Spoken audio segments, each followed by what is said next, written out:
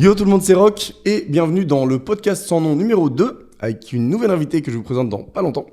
Je suis photographe culinaire, je travaille à Paris avec énormément de restaurants, je suis également entrepreneur. Ce podcast, j'ai envie de le créer parce que j'ai envie justement d'échanger sur ces métiers. Bref, aujourd'hui je suis avec Yeliz qui a un restaurant dans le 18e si je dis pas de bêtises, qui s'appelle l'Atelier du Room. Et du coup, Yeliz, bienvenue. Merci Rock. Je suis très content de te recevoir, vraiment. C'est réciproque. Très content. Et du coup, on travaille ensemble justement pour ton restaurant. Et écoute, je te laisse te présenter. Ouais. Mon restaurant, c'est un restaurant d'origine turque et kurde. C'est des spécialités un peu street food qui vient essentiellement de Diyarbakır, la région de mes parents. Et donc après, voilà, c'est un mélange aussi avec différents endroits de la Turquie, parce qu'il y a différentes spécialités. Et c'est que des sandwichs qu'on propose, donc durum, qu'on propose durum, enfin qu'on prononce durum ou durum, ça dépend de... Ouais, j'avoue, je dis plus durum pour l'instant. Moi, ça dépend, je dis durum, ça dépend des jours, de l'humeur. Ce que je trouve aussi trop stylé, c'est l'histoire familiale que... Enfin, c'est un restaurant familial que t'as. Avant tout, ouais. Avant tout, ouais. Je pense que c'est ça qui fait notre force et la réputation aujourd'hui de l'Atelier du Rhum, parce que c'est un restaurant où on s'y sent bien quand on arrive. Enfin, les gens, ils le ressentent quand ils rentrent dans le restaurant. Ils disent toujours waouh, il y a quelque chose, il y a une âme, on ressent l'ambiance familiale. Tu vois, t'as mon père, t'as ma mère, t'as mes frères, il y a moi, il y a les équipiers, les cuisiniers.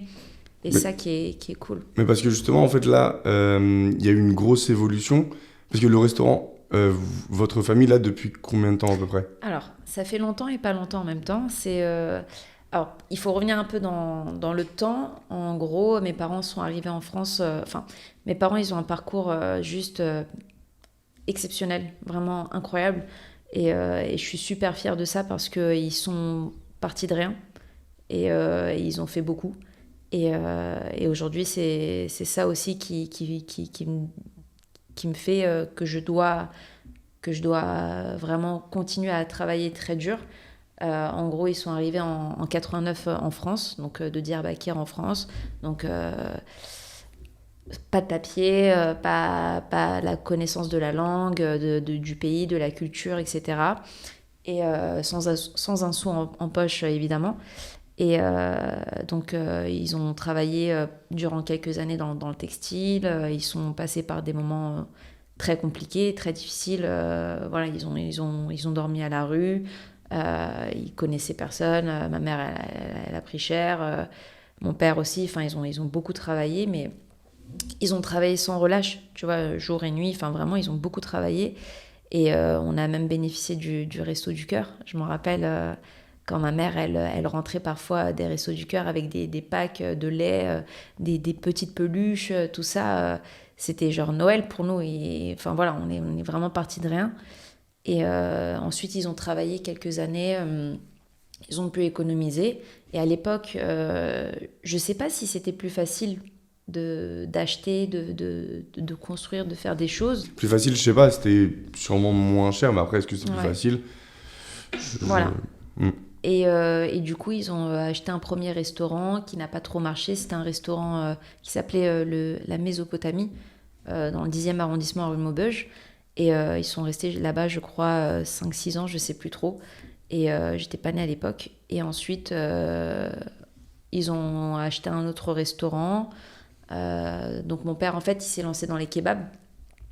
Parce qu'à cette époque-là, les kebabs commençaient à être un peu en vogue à Paris. Et sachant que mon père faisait la restauration en Turquie avec ma mère, donc c'est familial, voilà, c'est vraiment Ils avaient déjà commencé en Turquie du coup ? Ok. Ouais, c'est-à-dire que c'est quelque chose qu'ils avaient déjà avant, c'est pas quelque chose où ils ont essayé de trouver des solutions, justement parce que tu me disais que c'était compliqué. Ouais. Donc c'est pas un truc où ils ont essayé de trouver des solutions. Ils avaient déjà un métier. Ouais, voilà. Ouais.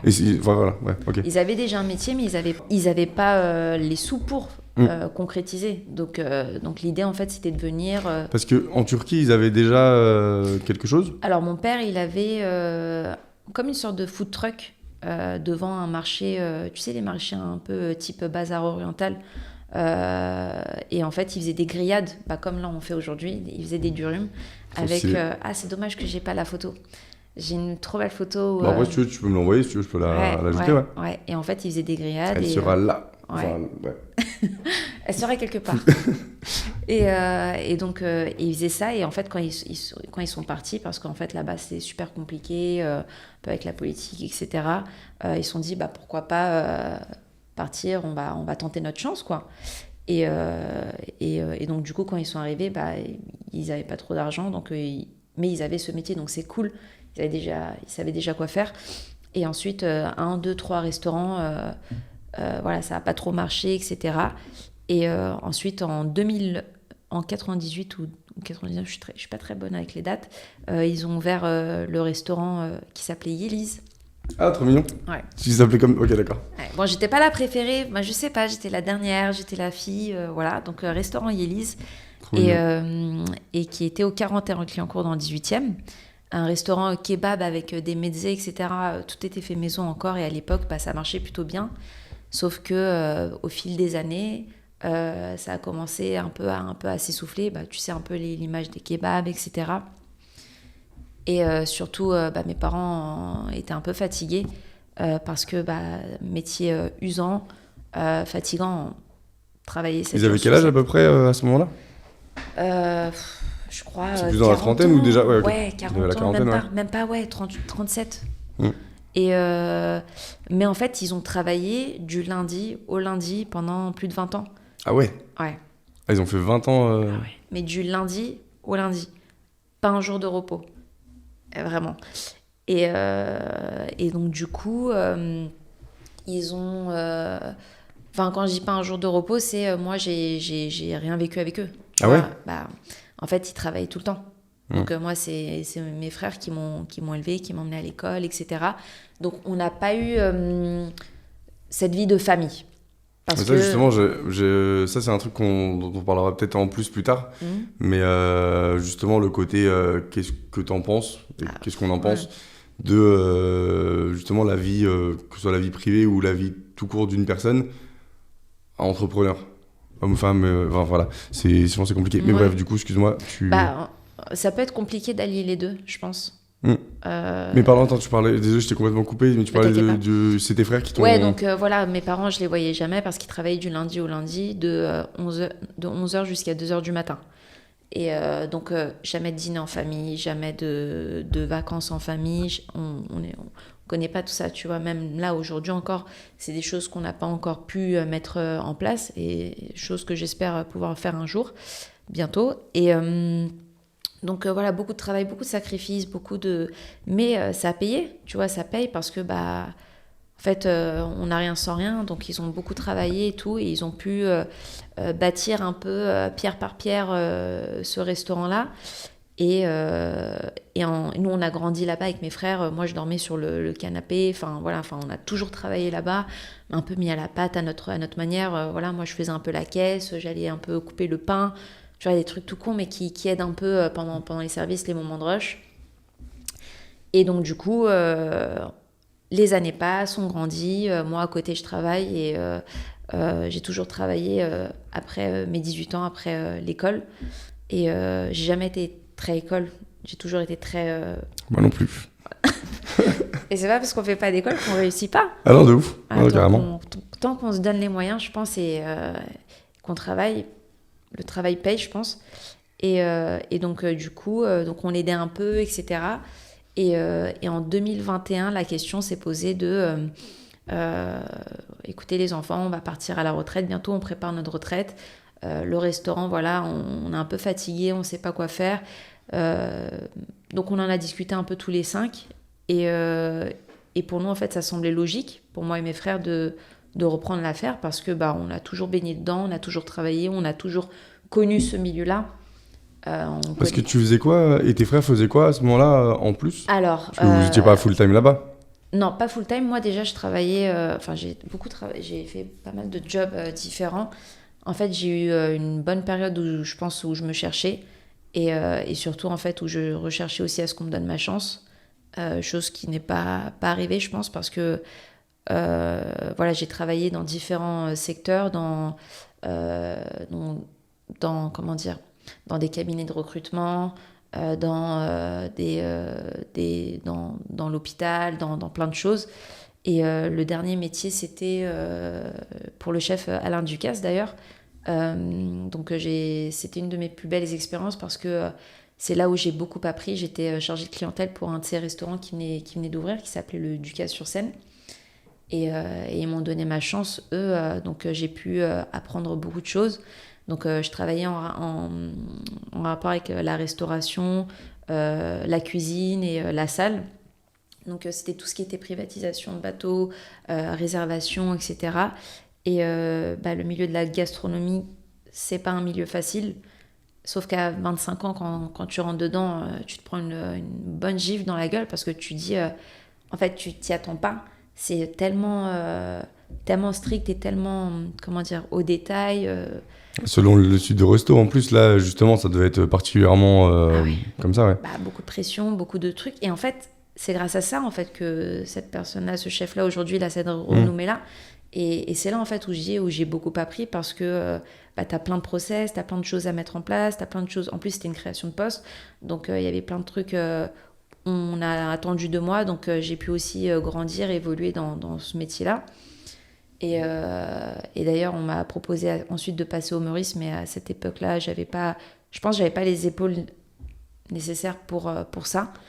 Et ça s'est plutôt bien emboîté parce que à la suite de ça, les travaux se font au restaurant, on change l'équipe, on change le concept, on se dit ok, pourquoi pas retour aux sources, parce que mon père faisait ça. Quand justement il y avait la conversation pour justement la reprise du restaurant, etc. Là, donc il y avait déjà des travaux de prévus ou c'est vous qui, quand vous avez décidé Ouais, discussion. Parce que tu as vraiment totalement changé. Tu as gardé complètement l'âme du restaurant, mais tu as complètement modernisé l'endroit. Ouais, en gros, on a enlevé la broche de kebab. On s'est dit retour aux sources, retour aux origines. On est d'origine kurde. Pourquoi pas revenir aux sources? On fait des durum comme chez nous. Donc, le pain, la viande, les légumes, tout simple. On fait pas de cuisine. En fait, on va faire des plats simples que les personnes pourront retrouver dans notre restaurant. Et on propose de la cuisine de chez nous. Que ma mère, par exemple, il y a plein de recettes de ma mère qu'elle nous fait à la maison. Et on s'est dit, c'est trop bon, vas-y, viens, on propose ça au restaurant. Ouais. Et en fait, c'est parti un peu comme ça, tu vois. On fait ça, on va proposer la soupe. Maman, on aime bien tes beureks, vas-y, viens, on les fait, on teste. Ah, trop bien, ok. Et tu vois, en fait, ça s'est fait un peu petit à petit comme ça. Et ça a plutôt bien pris. Et donc, on a changé du coup la devanture, on a enlevé la broche de kebab, on a changé l'équipe. Et on a fait ça un peu, un peu de briques et de broc. Et finalement, ça a bien tenu. Ensuite, on s'est dit, on tente, on fonce. Pourquoi ? Parce que en famille, on s'est dit, c'est dommage parce que mes parents, comme tu connais maintenant comme tu connais l'histoire, on s'est dit, c'est dommage, ils ont travaillé toute leur vie. Ça serait dommage en fait de vendre et de... Ah bah oui, grave. De passer à autre chose. Mais ça, en fait, ce que je me disais tout à l'heure, c'est que on se rend pas forcément compte. Moi, le premier, à l'instant, j'étais en train de découvrir ce que tu me disais et toute l'histoire qu'il y a derrière, en fait. Genre, derrière un restaurant, derrière des durum ou autres, là, t'as des gens qui ont galéré, qui sont arrivés d'un autre pays, qui sont partis de zéro, qui ont eu en plus des enfants où ils n'avaient pas forcément beaucoup d'argent, etc., d'après ce que tu me dis. J'avais une question également par rapport à justement toi, petite, et tes frères. Et de comment vous avez vu vos parents à ce moment-là justement en train de faire tout ce qu'ils faisaient. Est-ce que c'est justement quelque chose qui vous a donné ce goût, en tout cas à toi, je sais pas comment sont tes frères, mais est-ce que c'est aussi quelque chose en voyant ton père, ta mère faire tout ce qu'ils ont fait, qui t'a donné aussi envie, en plus de reprendre le restaurant familial, mais d'avoir un côté entrepreneurial? Ouais, c'est une bonne question. C'est marrant parce que je me suis jamais posé cette question. Okay. On peut dire que dans ma famille, entre mes frères, j'ai été la seule en fait à être attirée par ce milieu-là. Je pense que c'est un truc qui est, je sais pas si c'est inné ou c'est un truc qui vient avec le temps, mais j'ai toujours été différente par rapport à mes frères, où quand j'arrivais au restaurant, je prenais les trucs un peu plus à cœur, je m'intéressais un peu plus, je posais plus de questions, et sauf qu'en fait, je m'en rendais pas compte, et du coup, quand la question, en fait, s'est posé de qui allait reprendre la gérance. Pour eux, ça semblait logique. Pour tout le monde, visiblement, sauf pour moi. Et en fait, j'ai aidé un petit peu par-ci, par-là. Et en fait, c'est à moi en fait qui est revenu vraiment le total pouvoir. Où en fait, ils m'ont dit, en fait, c'est toi, en fait, t'es l'élu. En plus, ça s'appelait Yélis, le restaurant à la base. Donc, oui, bon après, de Yélis, il est passé au restaurant Bosphore. Ok. Mais pour eux, en fait, ça semblait logique parce qu'ils me disaient, voilà, t'as la fibre, t'as le truc, on ressent le truc. Et en fait, moi, je m'en rendais pas compte. Sauf que quand, en 2021, je crois, je venais d'avoir 27 ans. Et à 27 ans, on te dit, tiens, prends les clés, gère toute la paperasse. Parce que j'ai pas fait d'études dedans, moi. J'ai fait quoi? J'ai fait un bac pro. Comme je t'ai dit, j'ai jamais été très études, mais j'ai toujours beaucoup travaillé. J'ai toujours, depuis mes 18 ans, je me rappelle parfois après le lycée, j'avais 2-3 travails en plus. Pourquoi? Parce qu'il fallait aider un petit peu ma famille, il fallait payer des trucs. Donc voilà. Et du coup, quand c'est arrivé, à 27 ans, je me suis dit, en fait, c'est une responsabilité de ouf. On te dit, tu gères le truc et bon, j'avais quand même mes parents derrière, j'avais quand même mes frères et tout avec moi, mais tu endosses quand même cette responsabilité de, vas-y, t'es entrepreneur, j'ai beaucoup de chance on a beaucoup de chance parce que mes parents ont toujours, ils ont quand même mis le pied à l'étrier avec la première partie où ils ont travaillé très dur, et ils ont pu construire un peu ce restaurant-là, mais il fallait faire tout l'après, tu vois. Et l'après, t'es pas sûr qu'il marche. Et au fond, c'est un gros risque. C'est un risque à prendre. Mais justement, le côté après, vraiment très intelligent et très, très stylé, tout ce que tu as décidé de faire, ce que vous avez décidé de faire. Mais déjà, de garder déjà le côté vraiment familial, traditionnel. Et ensuite de moderniser, mais pas juste dans tout ce que tu as fait au niveau déco, etc., mais également sur les réseaux, concrètement. En vrai, ton resto, il cartonne sur Insta, sur TikTok peut-être aussi, je sais pas si t'es dessus ou pas. Moins sur TikTok. Moi aussi, ouais, pareil, moi je suis moins dessus. Mais je pense que ça a beaucoup aidé. Je sais pas comment c'est venu, mais ça, je suis chaud que tu en parles et que tu donnes ton avis un petit peu sur déjà Why Not l'avant-après. Et ouais, déjà pour commencer ça, ouais. Déjà, il y a 3 ans qu'on a ouvert, je sais pas si tu es d'accord avec moi, mais les restaurants sur Instagram, ils se mettaient pas autant en avant. Sauf que moi, en fait, comme je t'ai dit, au restaurant, on a fait au feeling. On a toujours fait au feeling. Et donc, les restaurants, ils se mettaient pas autant en avant. Sauf que je suis quelqu'un, je fais beaucoup de choses au feeling. Vraiment avec... au feeling, naturellement, en toute transparence et tout. Et donc, du coup, je me suis dit, tiens, pourquoi pas faire des photos par-ci, par-là, des vidéos et tout. Et un peu montrer le restaurant, parce que t'es fier, t'es content. Tu dis, voilà, aujourd'hui, on fait ça, aujourd'hui, on fait ci. Tu mets en avant ton équipe aussi, parce que c'est grâce à eux. Et du coup, tu filmes un peu celui qui coupe les légumes, tu montres un peu celui qui coupe les tomates. Et de fil en aiguille, en fait, on a commencé à se bâtir une petite communauté. Donc on a commencé avec vraiment 0 abonné. Bien évidemment, tu as la famille qui donne un peu de la force et tout. Et en fait, de fil en aiguille, ça a un peu monté. Sauf qu'en fait, à ce moment-là, tu mets ça un peu de côté parce que les réseaux sociaux, c'est pas ta priorité. C'est pas forcément ton métier, ta priorité. Tu ne dis pas que ça peut cartonner grâce à ça aussi. Pas du tout. Et c'est comme tu as dit, c'est pas ton métier. C'est un métier vraiment... Et à l'époque, en fait, on s'en rendait pas compte, mais c'est vraiment un métier à part. Et je respecte vraiment ces personnes-là parce que c'est tellement de temps, tellement d'investissement, c'est fou. Et, mais là, c'est quand même toi qui l'as fait principalement, non? Ah oui, ouais, c'est ça. Oui. Ouais, mais... En plus, même niveau photo, j'ai vu les photos que tu avais fait, elles sont grave stylées. Ouais. Bon, après, j'ai pas de mérite par rapport à toi, mais... Non, mais rien à voir, c'est pas ça. Mais c'est juste que vraiment, pour quelqu'un dont c'est pas le métier, tes photos, elles sont très stylées et ton Insta, il cartonne, c'est trop bien. Ouais, mais en fait, c'est juste que j'ai essayé un peu de représenter le restaurant et ça a un peu pris petit à petit. Et un jour, j'ai une fille qui est venue faire une vidéo par hasard. Et cette vidéo-là, elle a explosé. Elle a fait, je crois, 6 millions de vues. Et du coup, là, on a eu plein d'abonnés, etc. Et petit à petit, ça a pris. Et c'est vrai qu'aujourd'hui, je crois qu'on est à... Dans les 40 000, non? Ouais, je pense 50 000 même. 50 000, ouais. Trop bien, félicitations. Et merci beaucoup. Et on continue toujours à montrer un peu les coulisses, tout ça. Et je pense qu'avec le temps, les restaurateurs, ils ont compris un peu cette force, entre guillemets.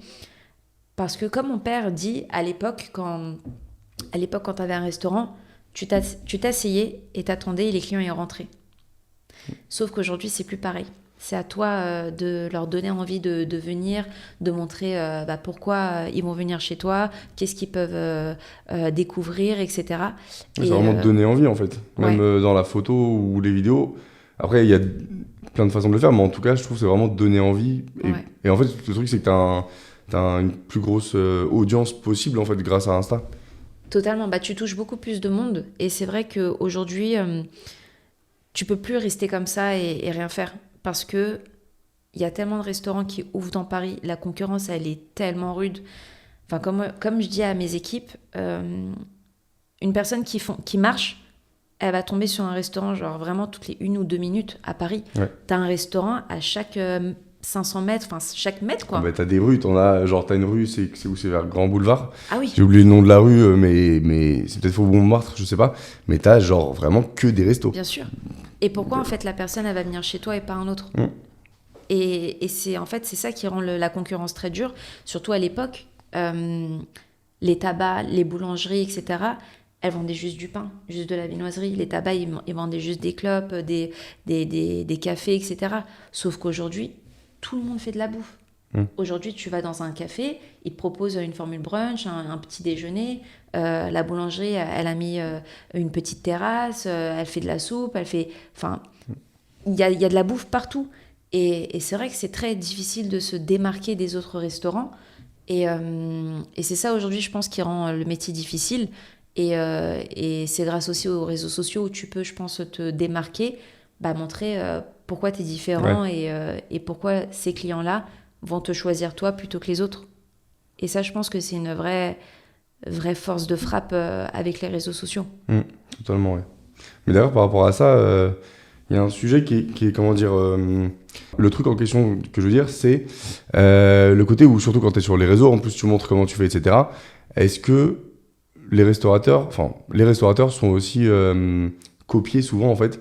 Genre concrètement, quelqu'un va voir un truc qui marche, il va vouloir faire la même chose. Et en photo, c'est le même délire. C'est-à-dire que quelqu'un, en photo culinaire par exemple, va faire une photo stylée, tout le monde va vouloir refaire la même. Bien sûr. Et du coup, c'est quoi le... J'arrive pas à savoir encore, parce que même moi, tu vois, genre, en vrai, je le fais et j'ai des photographes que je trouve trop stylés. J'étais beaucoup moins bon il y a quelques années que je le suis maintenant. Et c'est aussi parce que j'ai vu des bons photographes sur Insta principalement faire des dingueries. Je me suis dit, ah tiens, comment est-ce qu'ils ont fait, etc. J'ai réfléchi, machin.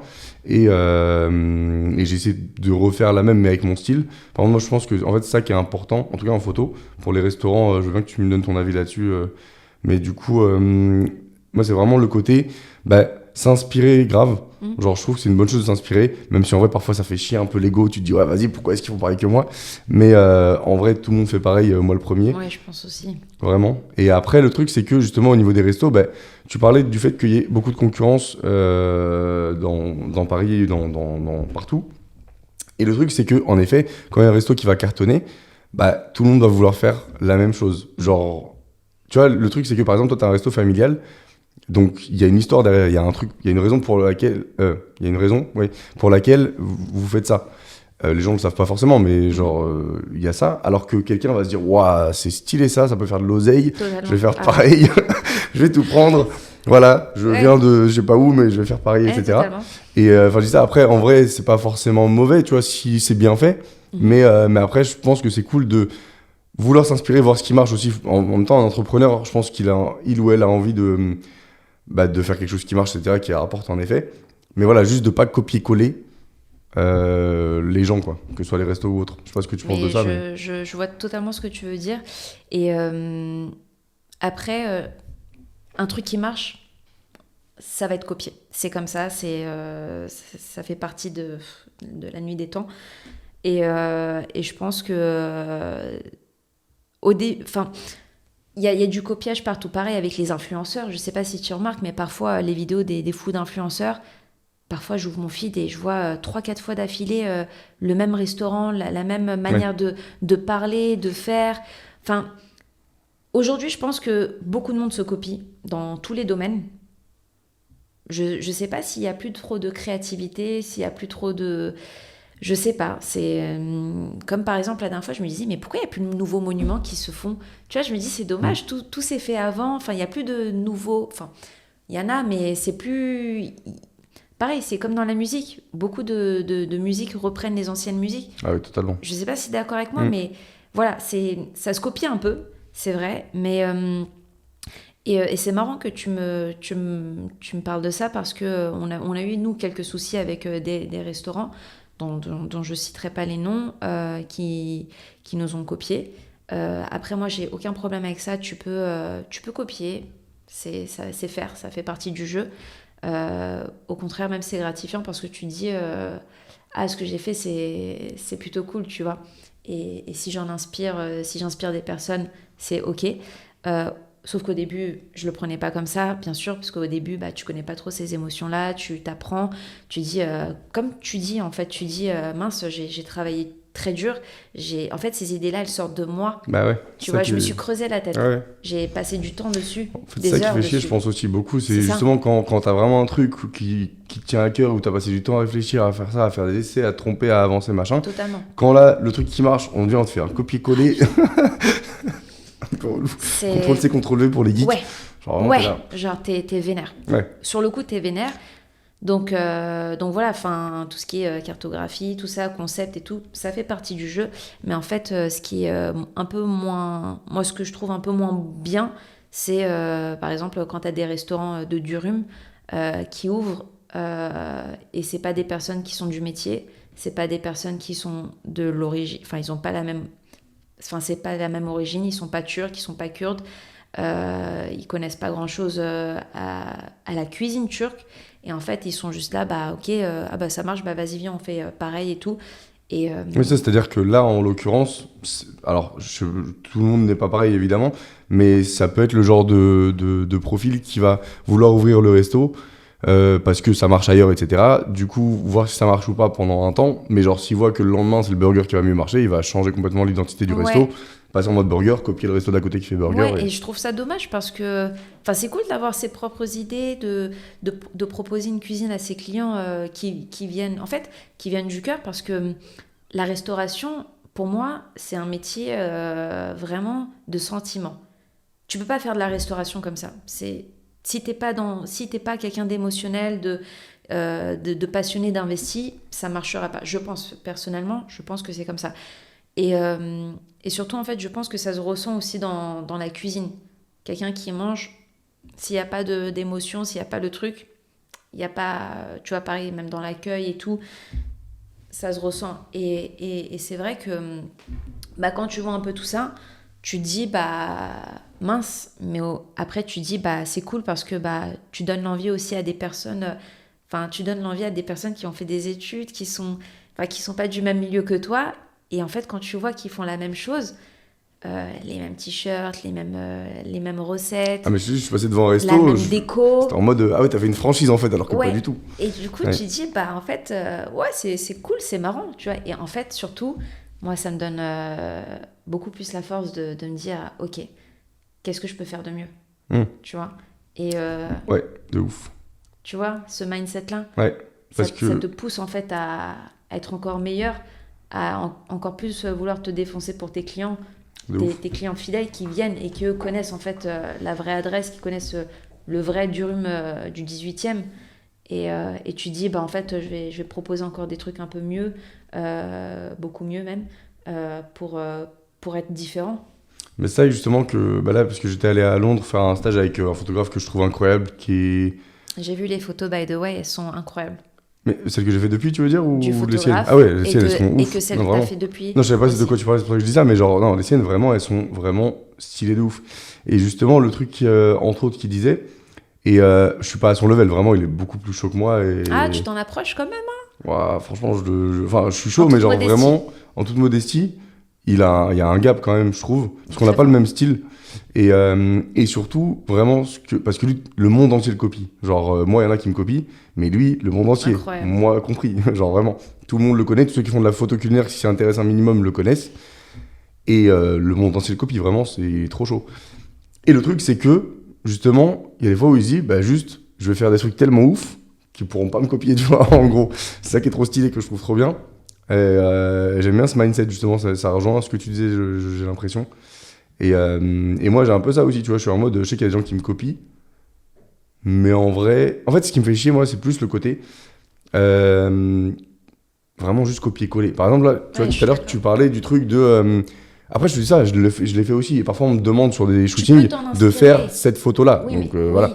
Parfois, Après, c'est si juste le client qui veut, te bah voilà. demande, ouais, c'est ça. Mais par exemple, tu vois, genre, il y avait... je faisais un shooting avec ma meilleure pote, parce que du coup, on s'est rencontrés en bossant ensemble. Et il y a une photo où juste... parce qu'on vraiment, en plus, on se tapait des barres de ouf sur les shootings. Oui, je l'ai posté là. Le Ketchup mayo, machin, ouais, là. ouais, Et là, je mais vois... je l'ai vu, même moi.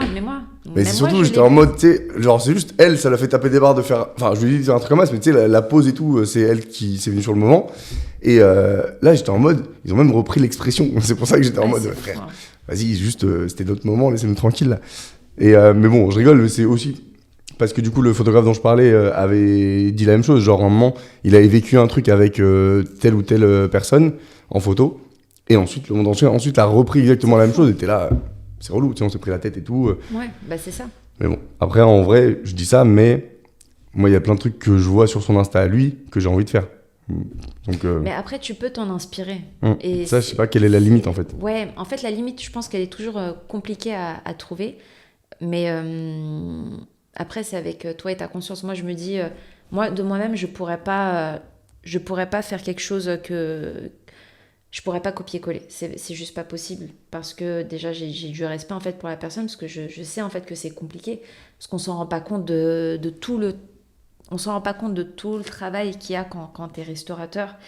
C'est pas tu viens, tu ouvres juste ton restaurant, c'est pas ça, il y a tellement de choses à faire tout autour, à réfléchir, à penser, à mettre en place et surtout à continuer à être dessus, à continuer de comment dire de progresser dans ce truc-là, d'être toujours stable. Voilà, c'est ça qui est compliqué aussi, d'être stable et de développer en même temps et de continuer à proposer la même qualité des plats, la même qualité du service, de l'accueil. Parce qu'aujourd'hui, quand tu gères une équipe, c'est compliqué. C'est compliqué, tu dois être partout à la fois, tu dois faire attention, tu dois vérifier, tu dois contrôler, tu dois faire des rappels à l'ordre. En fait, le plus dur avec ce métier-là, je pense que c'est pas le métier restaurateur en soi, c'est le personnel.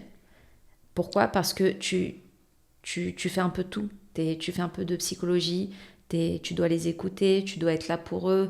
Après moi je suis ok avec ça parce que j'ai toujours travaillé j'ai travaillé dans différents endroits où notamment j'ai une expérience qui s'est vraiment mal passée dans une société avec laquelle j'ai subi un harcèlement moral où enfin voilà c'est parti un peu loin où j'ai dû être en arrêt maladie, j'ai eu des problèmes de santé etc. J'avais une chef, c'était compliqué et en fait personne ne m'a aidée tu vois et ni la RH ni les boss personne. Et je me suis vraiment retrouvée seule face à moi-même avec mes problèmes de santé où j'ai juste eu un médecin qui m'a écoutée quoi.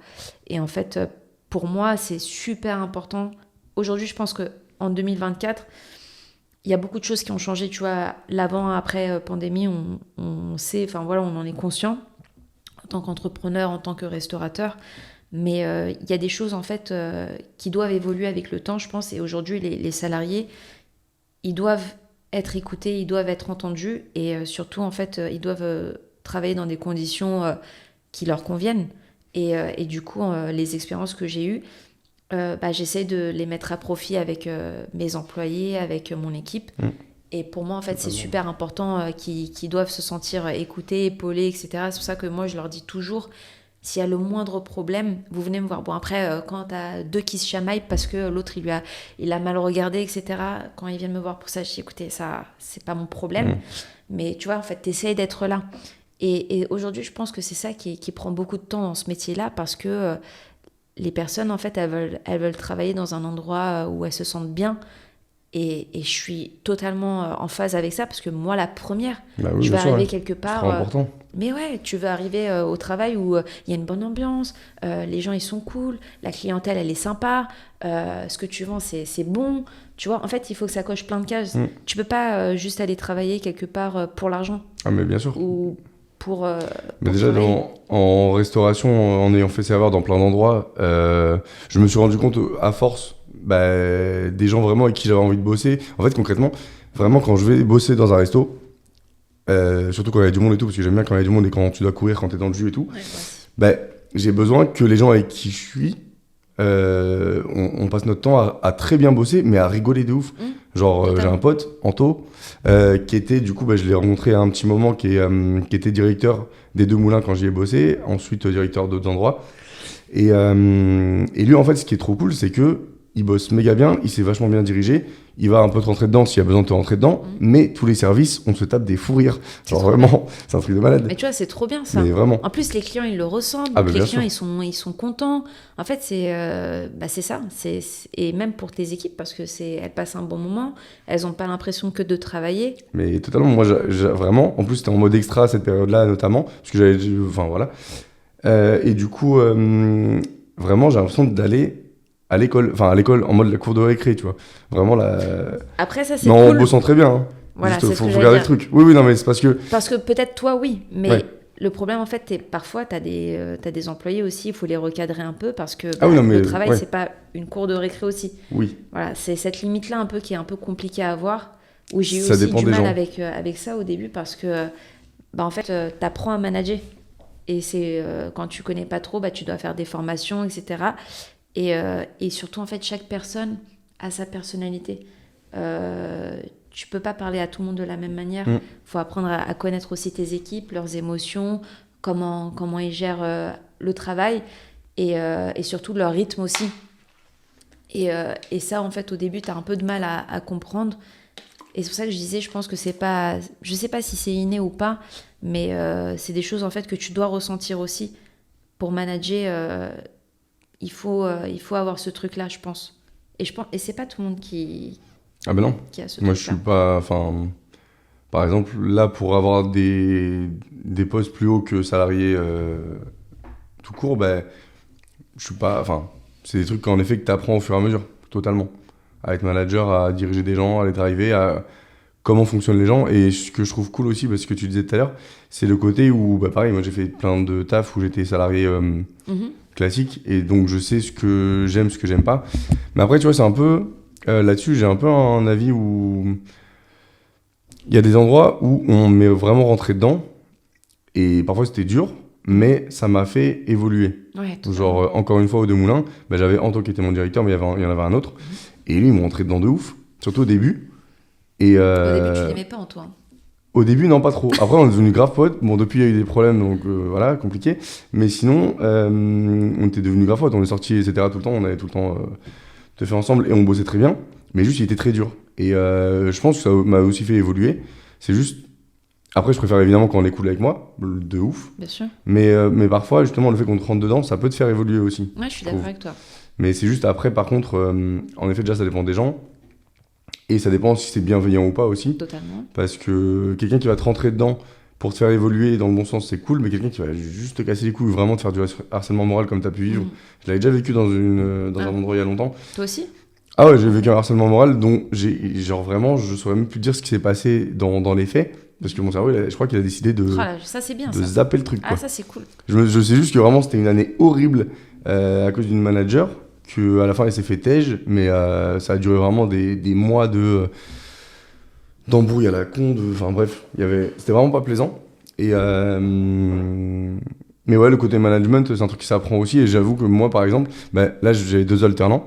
Et j'ai fait des entretiens il y a quelques mois maintenant avec plusieurs personnes. Et ce que je leur ai dit à tous ceux que j'ai eu en entretien, en plus évidemment de bien bosser, etc., c'est que j'ai envie qu'on s'entende bien, qu'on passe des bons moments, Ouais, totalement. qu'on se fasse chier, quoi, hein, aussi, en gros. Oui. Évidemment, après, il y a une routine et un quotidien. En plus, on est souvent en train de bosser au bureau et derrière un ordi.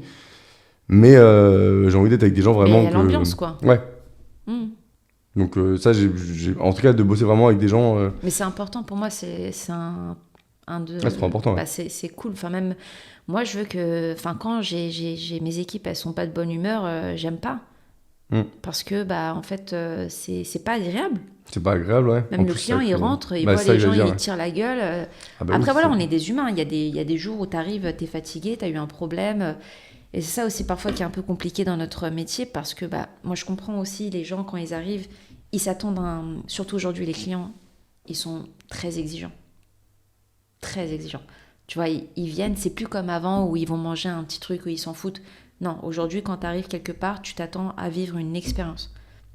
voilà, ils s'attendent à quelque chose, et surtout à l'ère d'Internet, où vous en avez parlé avec Rémi lors du dernier... Eric, Pardon. c'est un Vous connard de en toute avez- façon. Pas du tout, c'est un pote. Oui. Vous en avez parlé pendant le dernier podcast où, voilà, aujourd'hui, où tout va très vite sur Internet. Hop, le client, il n'est pas content, bam, il va mettre un avis. Il y a des C'est ça répercussions que je voulais te graves. demander, parce que je sais que toi, ça t'a pas mal touché sur certains Ouais, avis on à en un avait moment. parlé à l'époque. Ouais. Parfois, voilà, tu as tes humeurs, etc. Et donc, les gens, oui, ils sont un peu... ils sont exigeants, et je peux comprendre parce que tu arrives quelque part, les temps... Aujourd'hui, il y a beaucoup de monde où ils se font un plaisir quand ils vont manger au restaurant. C'est pas un luxe. Il y en a, voilà, s'il y a une occasion, ou voilà. Et forcément, ils s'attendent à être bien reçus, à bien manger, etc. Et si ça va pas, oui, ils vont le noter sur Internet. Après ça, voilà, c'est, je pense, un problème que beaucoup de restaurateurs, beaucoup d'entrepreneurs vivent. Malheureusement, c'est le revers de la médaille avec Internet, parce que y a les avantages, il y a les inconvénients aussi. Et c'est vrai que les notes, en fait, ça peut toucher, en fait, les personnes, surtout quand tu te donnes beaucoup, beaucoup de mal, et que tu travailles très dur, et que l'avis, il n'est pas constructif, et que tu vois que l'avis, il est méchant, parce qu'un avis, ça se ressent. Nous, dès qu'on lit l'avis, on le ressent tout de suite, on le voit, si c'est méchant ou pas. Oui, c'est ça. Si c'est constructif, ça peut être cool en fait. Mais bien sûr, Et puis et il peut c'est y comme avoir ça des qu'on ratés. apprend. Mm. Moi, je suis totalement ouverte à l'idée de... Enfin, moi, je vais voir les clients tout de suite, je vais leur demander, alors n'hésitez pas à nous dire, comme ça on s'améliore, voilà, qu'est-ce qui allait pas très bien. Bon, en général, je dirais pas, mais tout ça, plutôt bien en général. Mais oui, et du coup, nous, ça nous aide à grandir, à développer, à ne plus refaire les mêmes erreurs.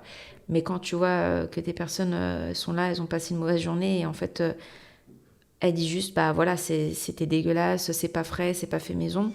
Pardon, enfin, Ouais. tu vois, moi, je vois mes équipes, les cuisiniers, ils travaillent très dur. Ils viennent là du matin, ils finissent, enfin, c'est du boulot, mais un boulot monstre, on s'en rend pas compte. Et du coup, je défends. Tu vois, je me disais, comment un restaurateur peut répondre au début? Parce que tu connais pas, tu sais pas. Est-ce que tu leur rentres dedans? Est-ce que Moi, c'est compliqué tu parfois. dis oui à tout? Ouais. Comment trouver cette ligne, ce juste milieu-là? C'est compliqué. En fait, là, je sais pas pour toi, justement, tu parlais d'avis méchants.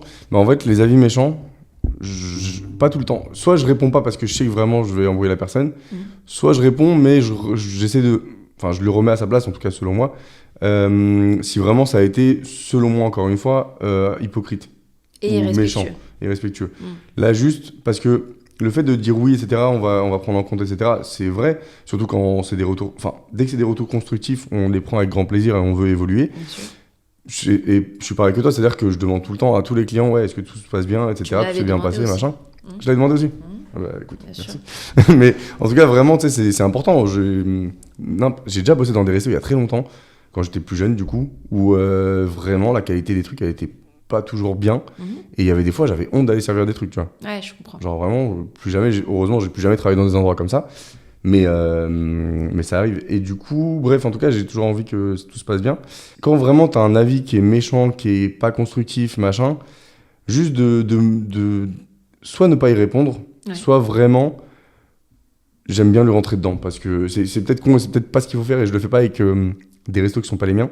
Mais en tout cas, quand vraiment c'est pas vrai en fait ce que la personne dit. Oui, c'est pas vrai. En vrai, je préfère lui rentrer ou remettre en place. Je vais pas l'insulter, loin de là. Bien sûr. Juste remettre les choses dans le contexte et juste la remettre à sa place, pas dire oui, vous avez raison, je sais pas quoi. T'as le droit aussi de te défendre. En fait, moi, je me dis, on se défend, on défend notre restaurant et surtout on défend nos équipes.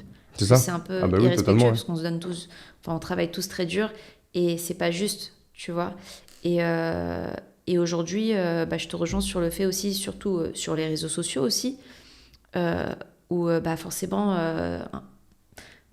tu fais beaucoup de vues, tu as beaucoup d'abonnés, t'acquiers une certaine notoriété. Il faut avoir aussi les épaules aussi pour recevoir aussi des messages, des commentaires, etc. Après, on a vraiment une communauté qui est super bienveillante. on a les clients en fait qu'on mérite, tu vois. Donc pour moi, j'ai une clientèle incroyable. Et forcément, sur les réseaux sociaux, on reçoit beaucoup de force, beaucoup d'amour. On est vraiment très, très soutenu, tu vois. Après, c'est les réseaux sociaux, encore une fois.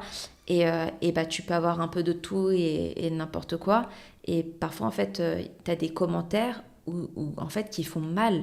Ah, bien sûr, ouais. Et les gens, ils se rendent pas compte parce que ça te touche, tu vois.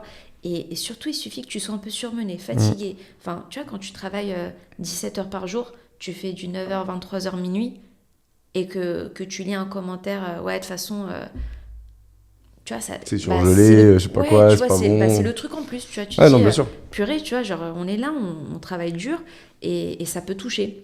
Du coup, au début, j'essayais de pas... Mais en fait, ça te touche. Mais de toute façon, ça, sur Internet, quoi qu'il arrive, il y aura toujours des haters, que ce soit dans les commentaires, que ce soit dans les avis, machin, il y aura toujours des haters, vraiment, c'est un truc. Et t'en as même qui créent des comptes pour ça. Il y a sûrement des haters qui nous connaissent, enfin, qui ont un autre compte qui nous suit aussi, mais juste on sait pas qui c'est, ah oui, bien sûr. je pense. Et putain, j'en ai eu un hier, là, sur PSG, justement, la vidéo sur PSG, il y a un mec qui a mis juste reste dans la photo culinaire, c'est mieux, avec un smiley sourire. Je suis là, mais ta race, en fait. C'est pas cool. Non, mais surtout, je m'en bats les couilles. En vrai, les haters, en fait, quand c'est sur un resto et tout, bon, un peu relou, mais quand c'est sur mon compte, ce qui est déjà arrivé plusieurs fois, ou en tout cas un compte où, bref, si c'est moi qui réponds avec mon compte, je le rentre dans l'art avec grand plaisir, tu vois. Tu peux. Et sauf surtout, que nous, on a un restaurant. Bah oui, c'est pas pareil. Tu vois, en fait, on a fait une vidéo, c'est tout bête, mais on a fait une vidéo où, sur le ton de l'humour, on comparait un peu les thés, etc., parce qu'on fait du thé turc dans notre restaurant. Et il y a une personne, elle est partie mettre un avis sur Google, elle nous a mis 1 étoile à cause de cette vidéo. Et je me suis dit, mais c'est dommage parce qu'on rigole. C'est cool parce qu'on veut essayer de montrer des choses de notre culture, de notre cuisine, sous le ton de l'humour avec des vidéos pour un peu faire connaître des choses aux personnes et partager tout ça. Et t'es là, tu nous tires une balle dans le pied, quoi. Et c'est dommage, totalement, ouais. tu vois, parce que... Et c'est ça, en fait, où je disais, aujourd'hui, c'est compliqué. Les gens, ils sont exigeants, t'as limite plus le droit à l'erreur. Voilà, on n'est pas des robots, on peut parfois se tromper dans des commandes, bien sûr, ouais. La viande un peu cuite, la viande un peu moins cuite, ça peut arriver, mais tout de suite, en fait, comme Eric disait, en fait, on est là, tout de suite, on essaie de gérer le truc. Ouais, non, ça, bien sûr, sur place, c'est d'améliorer les choses, ouais. Mais c'est vrai que t'as des gens qui ont le réflexe de mettre des mauvaises étoiles dès qu'il y a le moindre truc, mais bon. Ouais. Bon, j'espère que cette mentalité-là changera avec le temps. J'ai espoir. Et après, voilà, ça fait partie du métier. Ce dont je voulais parler, c'était ce dont on parlait tout à l'heure rapidement, le côté justement vie privée, vie perso, etc. Quand on est entrepreneur ou entrepreneuse, je sais pas si on dit entrepreneureux ou entrepreneuse. En tout cas, ça en fait c'est un sujet où déjà je pense que tous ceux qui font ça, que ce soit en restauration ou autre, au bout d'un moment on bosse beaucoup. Si ça se passe bien, on bosse beaucoup. Et surtout on décroche jamais. Genre mentalement c'est compliqué de décrocher. Genre vraiment là, il y a des fois, je me force et je le fais pas assez. Ouais, mais vraiment, de couper, c'est compliqué. C'est-à-dire que vraiment, il y a... Je sais pas comment... Il y a l'avant-après, tout simplement. Il y a C'est-à-dire avant ta vie d'entrepreneur et après. En fait, une fois que tu passes entrepreneur, ton cerveau, il se met en mode... Mais de ouf. On est d'accord. Totalement. Mais c'est fou parce que j'y ai pensé la dernière fois et j'arrivais pas à l'imager, à l'expliquer. Mais c'est ça, en fait, ton cerveau, il ne s'arrête jamais. Ah ouais. Même en vacances, fait, il faut vraiment se forcer. Ouais, de ouf. En plus, moi, je bosse avec Insta et tout, laisse tomber. Ah bah oui. C'est une galère. Ouais. Genre, bon, après, là, je suis content, je bosse avec du monde. Du coup, je suis plus préparé sur certains trucs. Mais malgré tout, c'est sûr que je vais pas pouvoir couper en vacances. Pas tout le temps, en tout cas. Tu vois, c'est... Surtout quand tu as un restaurant, comment tu veux couper ? C'est pas possible. Mon téléphone, j'ai 2 téléphones. Ils sont toujours en mode normal pour que j'entende... là, par exemple, hier, finalement, on n'a pas été livré de farine à 8 heures, comme on doit être livré de farine à 8 heures. La semaine dernière, j'ai une personne qui a fait un abandon de poste. En fait, tu dois toujours être préparé à recevoir des mauvaises nouvelles. Ton disjoncteur, il saute en plein service. Allô, Yélise, le disjoncteur, il saute, qu'est-ce qu'on fait ? Et tu peux jamais couper. Et c'est ça qui est, je pense, le plus éreintant dans ce métier-là. Parce que... c'est comme un bébé, je pense, en fait. Totalement. Une fois que tu as ce truc-là, j'en ai pas, mais... pareil, mais oui, je suis d'accord. Non, mais je pense qu'on dit tous la même chose là-dessus. Ouais. Et du coup, tu coupes plus. Et c'est ça qui est fatigant, parce que ton cerveau, il se met jamais en mode off. Ouais. Et Mais ouais, c'est... totalement d'accord. C'est-à-dire que vraiment, matin, midi, soir, tu penses à tout. Et en plus, pour un resto, ça va être encore plus compliqué. Là, je suis content parce que j'ai 2 associés avec qui vraiment ça se passe magnifiquement bien. On se partage le travail d'une certaine manière. Et justement, par rapport à ça, en plus d'être staffé comme il faut, ça permet de couper là-dessus. Pour Bien moi, en sûr. tout cas. Je comprends. Mais par contre, pour la partie justement photo, com, etc., c'est là où je galère à couper. Vraiment, plus. Parce que... T'es livré un Parce peu que, en vrai, déjà, je suis solo. Enfin, j'ai une team maintenant qui bosse avec moi, mais c'est mon entreprise perso solo et que je kiffe de ouf. J'adore me développer là-dedans, j'adore machin. Mais du coup, ça prend énormément de temps mentalement et vraiment aussi physiquement dans tous les trucs qu'il y a à faire. Mais ouais, je pense qu'il faut vraiment se forcer à couper pour pouvoir couper. Voilà. Ça, c'est un truc que là, pour le moment, T'arrives pas à le faire Toi, forcément, t'arrives ouais. à le faire? Parfois, ouais. Mais Ok. genre un jour ou deux, tu vois. Mais parfois, je me force vraiment à me dire, en vrai, j'ai tout prévu pour que tout se passe bien. Donc, bisous. Genre, Oh. vraiment, laisse-moi tranquille. Me parler app. Mais c'est... en vrai, quand je suis parti à Londres là, pour faire un workshop avec le photographe dont je parlais, là, j'ai un peu coupé déjà. Pas totalement, parce qu'en fait, j'avais du taf en même temps et tout. C'était quand même galère. Mais bon, je coupe pas à 100%. C'est pas possible de couper à 100%, je pense. Je pense pas que ce soit possible non plus, mais tu vois, par exemple, l'année dernière, quand je suis partie en vacances, j'ai mis 5 jours à couper quand même. Pendant Ouais, 5 oui, jours, oui. mon cerveau, et j'arrivais pas à profiter parce que j'étais encore sous pression, quoi. Et c'est fou. C'est fou. Mais après, je pense que quand t'es entrepreneur, enfin, il y a des bons et des mauvais côtés, bien Mm. sûr. Tu vois, après, je me dis toujours, tu choisis ce que tu veux faire. C'est, voilà, personne te met le couteau sous la gorge, c'est toi et toi. Si tu veux te lancer dedans, fonce et vas-y, tente. Je pense qu'il faut se donner les moyens et il faut croire en soi aussi parce que c'est compliqué quand t'as pas trop confiance, quand tu sais pas trop.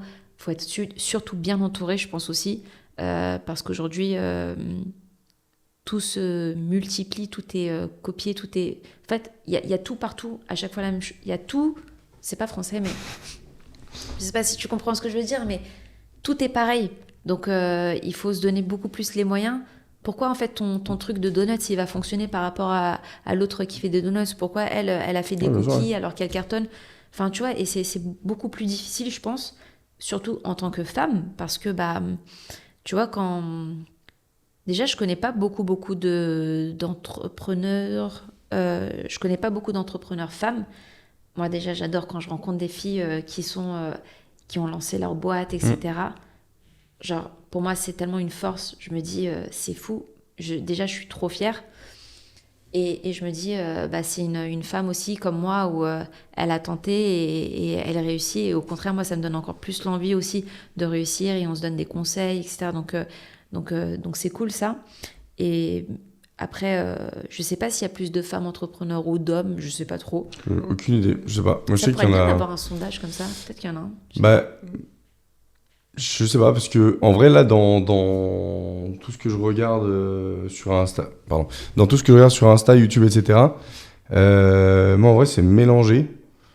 Après, c'est vrai que quand même, dans l'ensemble, je pense que, en tout cas, que ce soit en vidéo, que je regarde podcast et tout, ou conférences, machin, c'est plus des hommes que j'ai pu regarder. Mais en tout cas, dans les gens que je connais autour de moi, entrepreneurs, hommes-femmes, en vrai, c'est mélangé. Je Et pourrais pas dire s'il y en a plus. restauratrices? De quoi, Et pardon? des restauratrices, enfin des gérantes de restaurants. Il y en a À beaucoup part quand même, Julia, hein. t'en connais beaucoup. Ouais, il y a mon associé qui a un autre resto, Ok. enfin directrice d'un autre resto. Euh, je réfléchis quand même. Il y a sûrement plus. Enfin, en vrai, dans la restauration, là où j'ai bossé, il y a quand même souvent plus d'hommes que de femmes, Mm. malgré tout. Après, ouais. Non, en vrai, je pense qu'il y a quand même plus d'hommes, ouais. Et après, en patronne ou autre, ou en gérante, autour de moi en tout cas, je pense qu'il y a plus d'hommes aussi. J'arrive pas là tout de suite à voir s'il y a énormément de femmes. Mais par contre, c'est plus en entrepreneur de quel je parlais, enfin entrepreneur, pardon, Mhm. autre qu'en restauration. Là, par exemple, il y en a deux, en plus de Julien, en effet, il y en a deux à qui j'ai parlé aussi, que j'aimerais inviter en plus de toi dans le podcast. Je trouve qu'elles sont ouf. Genre, pareil, genre, elles ont vraiment un parcours que je connais pas entièrement non plus, mais il y a une meuf, elle a fait des trucs de ouf, concrètement, vraiment. Et l'autre, je sais qu'elle a fait des trucs de ouf, mais je sais pas encore quoi. Et j'avais commencé à regarder ce qu'elle faisait avant de bosser avec elle. Là, maintenant, je bosse avec elle. Et du coup, j'ai trop envie d'en savoir plus, quoi. Mais Bah, déjà, je pense que par rapport à mon expérience, je me dis que, en fait, moi, au début, ça a été très difficile de gérer mon équipe. Pourquoi? Parce que, bah, déjà, j'étais jeune, j'avais 27 ans. Euh, T'arrives, t'es en face d'hommes kurdes, tu vois, enfin, va donner un désordre à un homme kurde. ok. Donc c'est un peu compliqué. Et c'est des hommes, quoi, c'est des mecs, parfois ils étaient un peu plus âgés que moi et tout. Donc au début, ça a été très difficile parce que bah, t'es une femme, tu leur donnes des ordres, ils comprennent pas, ils t'écoutent pas. Hmm. Donc heureusement, j'avais mon père derrière moi, donc il m'a beaucoup aidé. Et ensuite, Ouais, parce que déjà, t'es jeune, donc déjà, ça peut être un problème. En plus, t'es du coup une fille à ce moment-là, on va dire, entre guillemets. Une ouais, femme, mais genre, ouais, ils te voient totalement. sûrement comme une fille. Mhm. Du coup, ouais, c'est doublement relou, en fait, C'était pour que les horrible. gens t'écoutent. C'était Donc, horrible. enfin, pour que des Enfin, mecs t'écoutent qui sont plus âgés, machin, qui ont sûrement pas un état d'esprit c'était horrible. accordé C'était avec ça. Ouais. horrible parce que plusieurs fois, ça m'est arrivé de sortir du restaurant en tapant un poing Ouais.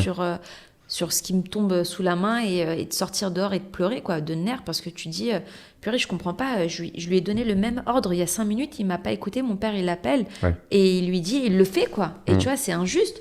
Pourquoi il va l'écouter lui alors que moi, je lui ai dit la même chose? Et, et au début, ça a été super dur. Et après, je pense que avec le temps, ils ont vu déjà que bah, je me laissais pas faire parce qu'il a fallu s'imposer en douceur aussi parce que, encore une fois, c'est vraiment beaucoup d'émotions, je pense. Chacun a sa personnalité, etc. Et je pense qu'une fois qu'ils voient bah, que tu les respectes, que tu les écoutes, mais que tu es dur un peu à la fois, euh, ils ont commencé à m'écouter. Mais gérer 23 personnes, Mm. c'est Ouais, difficile. ça doit être sportif, ouais, tu m'étonnes. T'arrives le soir, parfois, t'as plus de jus, t'as plus d'énergie, Mm. t'es fatigué. Et sans compter aussi tout ce qui est... Quand bah, même, vous avez 23 personnes, ça me Ouais. paraît énorme. c'est beaucoup. Ouais, Ça fait beaucoup de choses à gérer, le bah oui, tu planning, m'étonnes. les absences. En fait, c'est fou parce que, bah, en plus de ça, bah, tu dois gérer aussi les fournisseurs, les rendez-vous, le comptable, la banque, toutes ces choses-là à mettre en place. C'est pour ça que je disais, on a tellement de trucs à faire. C'est pas juste bonjour, qu'est-ce qui vous ferait plaisir? C'est pas juste ça, c'est tout autour.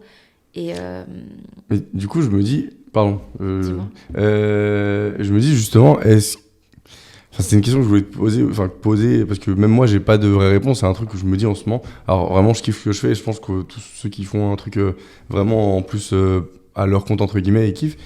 Mais il y a des fois, je me dis, est-ce que vraiment ça vaut le coup de faire tout ça? Genre, Bah, la semaine dernière, j'ai pété un câble. ouais. Voilà, tu te dis, bah, en fait, j'arrête tout. Hum, Mais j'arrête tout, je vous donne les clés, hum, vous faites ce que vous voulez.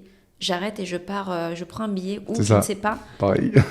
Mais je pars très loin, Ouais, pareil. Oui. très loin. Et il y a des pétages de câbles comme ça qui arrivent peut-être une fois par année. Mais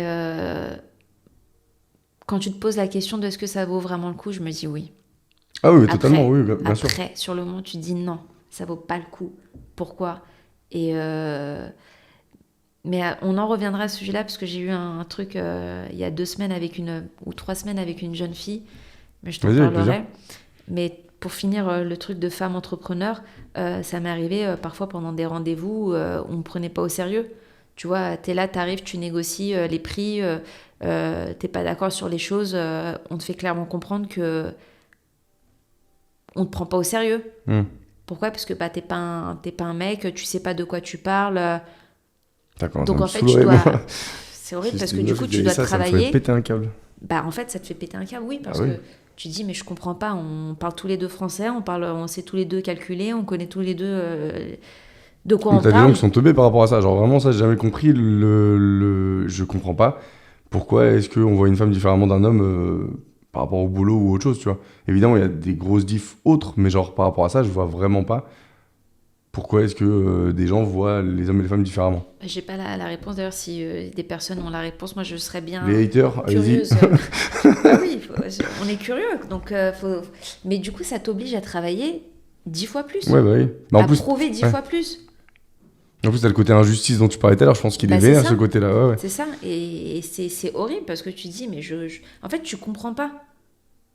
Mm. Mais bon, c'est comme ça, ça nous donne encore plus de force. Et Et c'est pour ça que quand je vois des filles, des femmes réussir, ça donne de la force, quoi. Tu dis, et c'est pour ça que c'est important aussi de se soutenir entre nous, en tant que même restaurateur, entrepreneur. Tu vois, moi, ça m'arrive dès que j'ai un nouveau restaurant qui arrive dans le quartier, je vais les voir tout de suite, je prends mon sac, hop, hop, hop, bonjour, bienvenue dans le quartier. Trop bien. Un peu à l'abri, vente de camp sans les cookies, bien sûr, parce que j'ai pas le temps de cuisiner. Mais je leur dis, voilà, si vous avez besoin de quoi que ce soit, n'hésitez pas, les sacs des fournisseurs, si vous êtes en manque, voilà, on peut vous prêter des choses et tout. Et c'est important de se donner de la force, quel que soit le corps du métier, je pense. Parce qu'aujourd'hui, on vit dans un monde où voilà, on n'a pas le temps, tout va vite, tu vois, t'es dans ton truc. Mais je pense qu'il faut garder aussi ce truc-là où il faut s'aider. Et pour revenir à la question de est-ce que ça vaut vraiment le coup, bah, parfois tu pètes des câbles comme on l'a dit tout à l'heure. Mais parfois quand je vois un peu le fruit de mon travail, de notre travail, je me dis, c'était il y a 3 semaines, je me suis dit, ah ouais, ça vaut vraiment le coup en fait, ces larmes, ces moments de doute et tout, où tu dis, parfois en fait tu doutes un peu de toi, de ce que tu fais, t'es un peu fatigué et tout, et tu dis, il y a 3 semaines, il y a une jeune fille qui est venue déjeuner avec son papa, qui sont de notre communauté, et à un moment, à la fin du déjeuner, je vais les voir, je leur dis alors, ça a été, vous avez bien déjeuné tout. Ils m'ont dit oui, c'était notre première fois, on vient de Savoie, ou je sais plus trop. Et là, son père, il lui dit mais vas-y, dis-lui, demande-lui. Et elle était là, non, elle était gênée. Et il lui dit oui. Et là, il me dit en fait, elle voudrait faire une photo avec vous, mais elle ose pas trop. Et là, moi, j'étais choquée. Trop mignon. Mais j'ai dit avec moi. Et elle me dit oui. Mais j'ai dit mais pourquoi? Parce que j'étais vraiment choquée. Ouais. Et là, elle me dit, et là, son papa, il me dit, parce qu'en fait, ça nous fait, on est super content de vous rencontrer. On vous voit sur les réseaux sociaux. On voit, en fait, tout ce que vous faites pour tout ce que vous faites pour mettre en avant la cuisine turque. Et pour nous, c'est une fierté, quoi. Et là, j'étais, waouh, tu vois, la fille, elle a quoi? Elle a 12-13 ans. Et elle veut faire une photo avec moi. Et j'étais fière parce que elle m'a dit en plus vous êtes un modèle pour moi parce que j'aimerais bien c'est cool, tu vois, tu dis c'est cool. Et pareil, quand j'entends des personnes qui me disent ouais, on a fait 150 km pour venir manger et tout, waouh, la pression. Je dis putain, t'imagines. Et c'est cool. Et surtout la plus grande fierté, c'est quand j'ai mes parents qui me disent on est trop fiers. Tu m'étonnes. Ouais. C'est vrai que c'est trop beau ce que l'histoire, je la trouve trop belle et je pense que beaucoup de gens sont touchés par ça. C'est le côté, justement, encore une fois, familial et ce que tu en as fait et le côté où tu as vraiment réussi à développer et à améliorer encore ce que tes parents avaient déjà fait. Ils doivent être en effet trop fiers et trop heureux de tout ça, quoi. Vraiment, c'est trop beau. Parfois, en fait, t'en es pas conscient parce que tu as tellement la tête dans le guidon. Mais ça m'arrive parfois un peu de prendre de la hauteur et de me dire purée, c'est ça c'est moi, ça, tu vois, genre... Mais c'est cool. Rien que là, en plus, tu sais pas forcément justement tous les gens que tu peux comment dire, avoir inspiré, avoir un impact sur les gens. Tu sais pas ce que tu peux avoir. Là, par exemple, la fille, comme tu devais tellement pas t'attendre à un truc comme ça. Et ça se trouve, tu l'as vachement inspirée pour sa vie tout court, tu vois. Peut-être. Si elle a l'air de te dire, ça se trouve, elle va faire des choix dans sa vie qui aussi auront été impactés par toi, en fait, concrètement, sans que même... voilà. Ça, je trouve ça très stylé. On s'en rend pas forcément compte. Et tu vois, quand c'est comme le sujet du merch, tu vois, au début, je me suis fait un kiff, je me suis dit, ouais, j'aimerais bien mettre ça comme t-shirt, etc. Et je me suis dit, tiens, pourquoi pas faire des mugs, pourquoi pas faire des tote bags et tout, que je pourrais offrir à mes clients les plus fidèles. Et moi, je pensais pas que ça allait se vendre. Ça se vend bien, du coup? Mais ça se vend. Et donc, du coup, au début, j'étais là, mais ils achètent vraiment mon t-shirt. Tu vois, ils veulent vraiment faire partie du crew, l'atelier du Trust et tout, ouais. Et je me disais, c'est trop bien, tu vois. Et ça, c'est une fierté aussi. Tu dis, en fait, les gens, ils veulent faire partie de ton truc et c'est trop bien. Ouais, non, vraiment. Ça, c'est totalement le cas, ouais. Mais j'ai kiffé de parler du fait de... Toi, si t'as des gens qui t'inspirent, du coup, en particulier? T'as été inspiré, à part tes parents, du coup, peut-être tes frères? Moi, à part ma mère, je regarde beaucoup, je m'inspire, je recherche, je suis beaucoup l'actualité des chefs français, la gastronomie française aussi, la gastronomie turque, parce que pour moi, c'est important de de garder aussi ces racines-là et de continuer d'avoir cette continuité du pays dans lequel on vit, dans lequel mes parents en fait se sont intégrés et dans lequel nous on est nés, etc. Mais je pense que mon inspiration, ma première inspiration pour moi, c'est mes clients. Pourquoi ? Parce que c'est eux qui goûtent mes plats, c'est eux qui me font des retours et j'écoute beaucoup ce qu'ils me disent. Et en fait, on rencontre beaucoup de monde. C'est ça qui est cool avec ce métier-là, parce que tu échanges et tu grandis, tu prends beaucoup de... Tu donnes, mais tu reçois beaucoup. Et mes clients, en fait, ils m'inspirent vraiment au quotidien parce que avec ce qu'ils me disent, bah, tu dis, ah bah en fait, ça pourrait être bien de faire comme ça. Ah bah en fait, lui, il m'a dit ça, bah pourquoi pas twister ce truc-là et faire ça. Tu vois ce que je veux dire ? Et surtout, en fait, deuxième chose qui m'inspire beaucoup, c'est pas une personne ni quelqu'un. Enfin, c'est pas quelqu'un, c'est le pays, la culture turque, qui est vraiment riche et immense. Je sais pas si t'es parti en Turquie déjà. Jamais encore, non. Ah, il faut y aller. Ah bah, j'ai trop envie. Surtout toi qui aimes manger. Ah bah oui. Il faut y aller. Parce que c'est tellement varié, tu manges bien, t'es super bien accueilli, etc. Et c'est fou comme c'est riche. T'as tellement de plats différents, tellement d'histoires. Enfin, c'est vraiment très culturel. Et ça, c'est une inspiration, mais incroyable. Tu vas là-bas 3-4 jours, tu reviens, t'es là en mode ok, qu'est-ce qu'on fait, on va... Tu vois, t'as plein d'idées et tout. Et ça, pour moi, c'est super inspirant. Et ouais, d'ailleurs, je t'ai vu dans l'émission de McFly et Carlito récemment pour représenter la Turquie. C'est trop stylé ça. Parce que en fait, ils ont lancé un nouveau concept où justement ils vont goûter tous les pays du monde. Ils ont commencé par la Turquie et c'est toi qui as été invité avec l'atelier de Room. Ouais, totalement. C'était c'était super. On était vraiment très très heureux qu'ils aient pensé à nous pour représenter le pays. C'est tellement stylé en fait. C'est quoi, c'est grâce au réseau du coup qu'ils vous ont... Oui, je pense. Ouais. Ou peut-être... Oui, c'est vrai, j'ai pas demandé, mais je pense que c'est grâce aux réseaux sociaux. En fait, ça s'est fait super rapidement. Ils nous ont proposé, on a dit ok avec plaisir. Parce que, encore une fois, pour nous, c'est super important de montrer, de faire découvrir notre culture et la cuisine. Et ils sont d'ailleurs adorables et je leur passe d'ailleurs le bonjour s'ils nous regardent. S'ils regardent la vidéo, bon. Et donc, d'ailleurs, ils doivent venir manger. C'est vrai ? Ils doivent venir manger. Mais c'était un super moment et en fait, encore une fois, c'était une toute nouvelle expérience pour moi et mes équipes parce que à la base, t'es restaurateur, t'es gérant, tu fais pas de plateau télé, tu fais pas de studio, tu fais pas de podcast. D'ailleurs, encore une première fois pour moi aujourd'hui. Mais c'est cool puisque c'est plein de premières fois avec la radio, les plateaux télé. Au début, voilà, c'est un peu compliqué aussi pour nous parce que c'est pas notre métier, encore une fois. Mais donc, voilà, c'était une super expérience. On était super contents. C'est encore une fois beaucoup de boulot. Mais c'était cool. C'était un truc super à faire. Ouais, et puis en plus, c'était vraiment pour représenter ton pays, etc. et sa culture. C'est vraiment stylé, je trouve. Dans beaucoup. Enfin, ils ont une audience de malades, donc. Ils ont surtout adoré, quoi. Aussi dans au la début, vidéo, t'as la pression. Tu te dis, oh là là, imagine, ils aiment pas. Ouais, bien sûr. Mais au final, ma mère, elle m'a bien aidée. On a cuisiné ensemble et tout. Mais c'était un bon moment. Et d'ailleurs, par rapport à ce que tu disais, le côté où c'est pas du tout le métier des restaurateurs, de tout ce qui se passe en ce moment avec les réseaux, mais c'est vrai que c'est ouf comment, en effet, maintenant, beaucoup de restaurateurs doivent prendre une nouvelle casquette qu'ils n'avaient pas avant, c'est-à-dire avec le côté TikTok, why not danser, en tout cas faire des vannes ou en tout cas juste se montrer. Et c'est vrai que déjà, notamment quand... Enfin, en fait, je pense que ça dépend des restos aussi. T'as des restos justement où t'as des fortes figures qui sont... je pense que c'est intéressant justement de montrer les fortes figures qui sont dedans, notamment toi par exemple, mais aussi tes équipes. Et c'est bien de montrer le savoir-faire de l'endroit. Mais je pense que ça dépend quand même des restaurants. Tout le monde n'a pas envie de se montrer.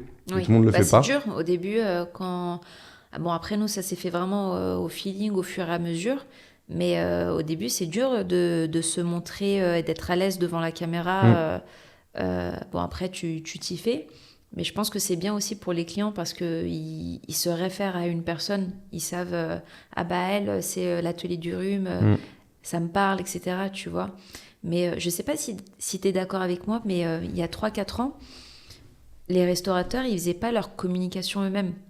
En gros, comment ça a commencé, t'avais des fous d'influenceurs, enfin tout s'est un peu accéléré et s'est mis un peu tout seul du jour au lendemain. T'as des fous d'influenceurs, ils sont un peu lancés, je vais partager 1 ou 2 adresses, etc. Donc les restaurateurs ont ensuite commencé à faire appel à eux, parce qu'ils ont compris la visibilité. Et ensuite, là, j'ai remarqué, c'est pas que ça. C'est plus, je vais appeler un fou d'influenceur, ou un fou d'influenceur va venir chez moi, va me proposer de venir. Ils vont faire aussi leur propre communication à eux. Oui. Et Ouais. Dis-moi. Oui, non, justement, toi, il y a eu des fous d'influenceurs qui sont venus aussi te voir, mais vous faites votre communication vous-même, enfin, tu bosses avec quelqu'un, mais c'est ça? C'est bien ça. Oui. Mais du coup, malgré tout, vous arrivez à faire plein de vidéos qui cartonnent, et justement, à part le fait de prendre des followers, parce que là, quand tu as un influenceur qui vient dans ton resto, il va vraiment faire une vidéo promo du resto, donc c'est vraiment donner envie aux gens de venir dans le resto. Donc pour moi, ça a un impact vraiment, quand ça marche bien, direct. Mais justement, quand tu as des vidéos qui, par exemple, sont humoristiques, à quel point ça fait venir des gens? Vraiment, parce que j'arrive pas à... Pour un exemple très concret là que j'ai eu récemment qui m'a refait réfléchir à ça, c'est que y a eu un réel qui était sur un resto. Déjà, il n'a pas pris forcément beaucoup de followers parce que le réel, c'était un truc dans un bar. La vidéo a fait 60 000 vues alors qu'ils ont 500 abonnés. Ah oui. Juste... et que le réel de base font pas beaucoup de vues. Mais le truc, c'est que le réel en question était marrant et ça fait marrer, les gens ont envie de le repartager à leurs potes, etc. Mais ça donne pas forcément envie d'aller dans le resto après, dans le bar. Et à contrario, il y a d'autres exemples, contre-exemples. Mais toi, du coup, comment est-ce que tu vis ça? Comment je vis ça? En fait, nous, on fait des vidéos déjà pour nous. Moi, j'aime trop... En fait, c'est cool parce que quand on fait, on se dit, ok, aujourd'hui, on va faire ça, ça, ça. On passe un moment tous ensemble et les équipes, en fait, ça nous permet de sortir un peu de notre travail. De délirer et tout. Ouais. Et tu vois, tu profites et tu prends du bon temps, tu rigoles et ça te fait un peu respirer, tu vois. Et ça, l'équipe aussi, elle aime bien parce que tu rigoles et tout, c'est bon délire. Et donc, on fait déjà avant tout pour nous, pour rigoler.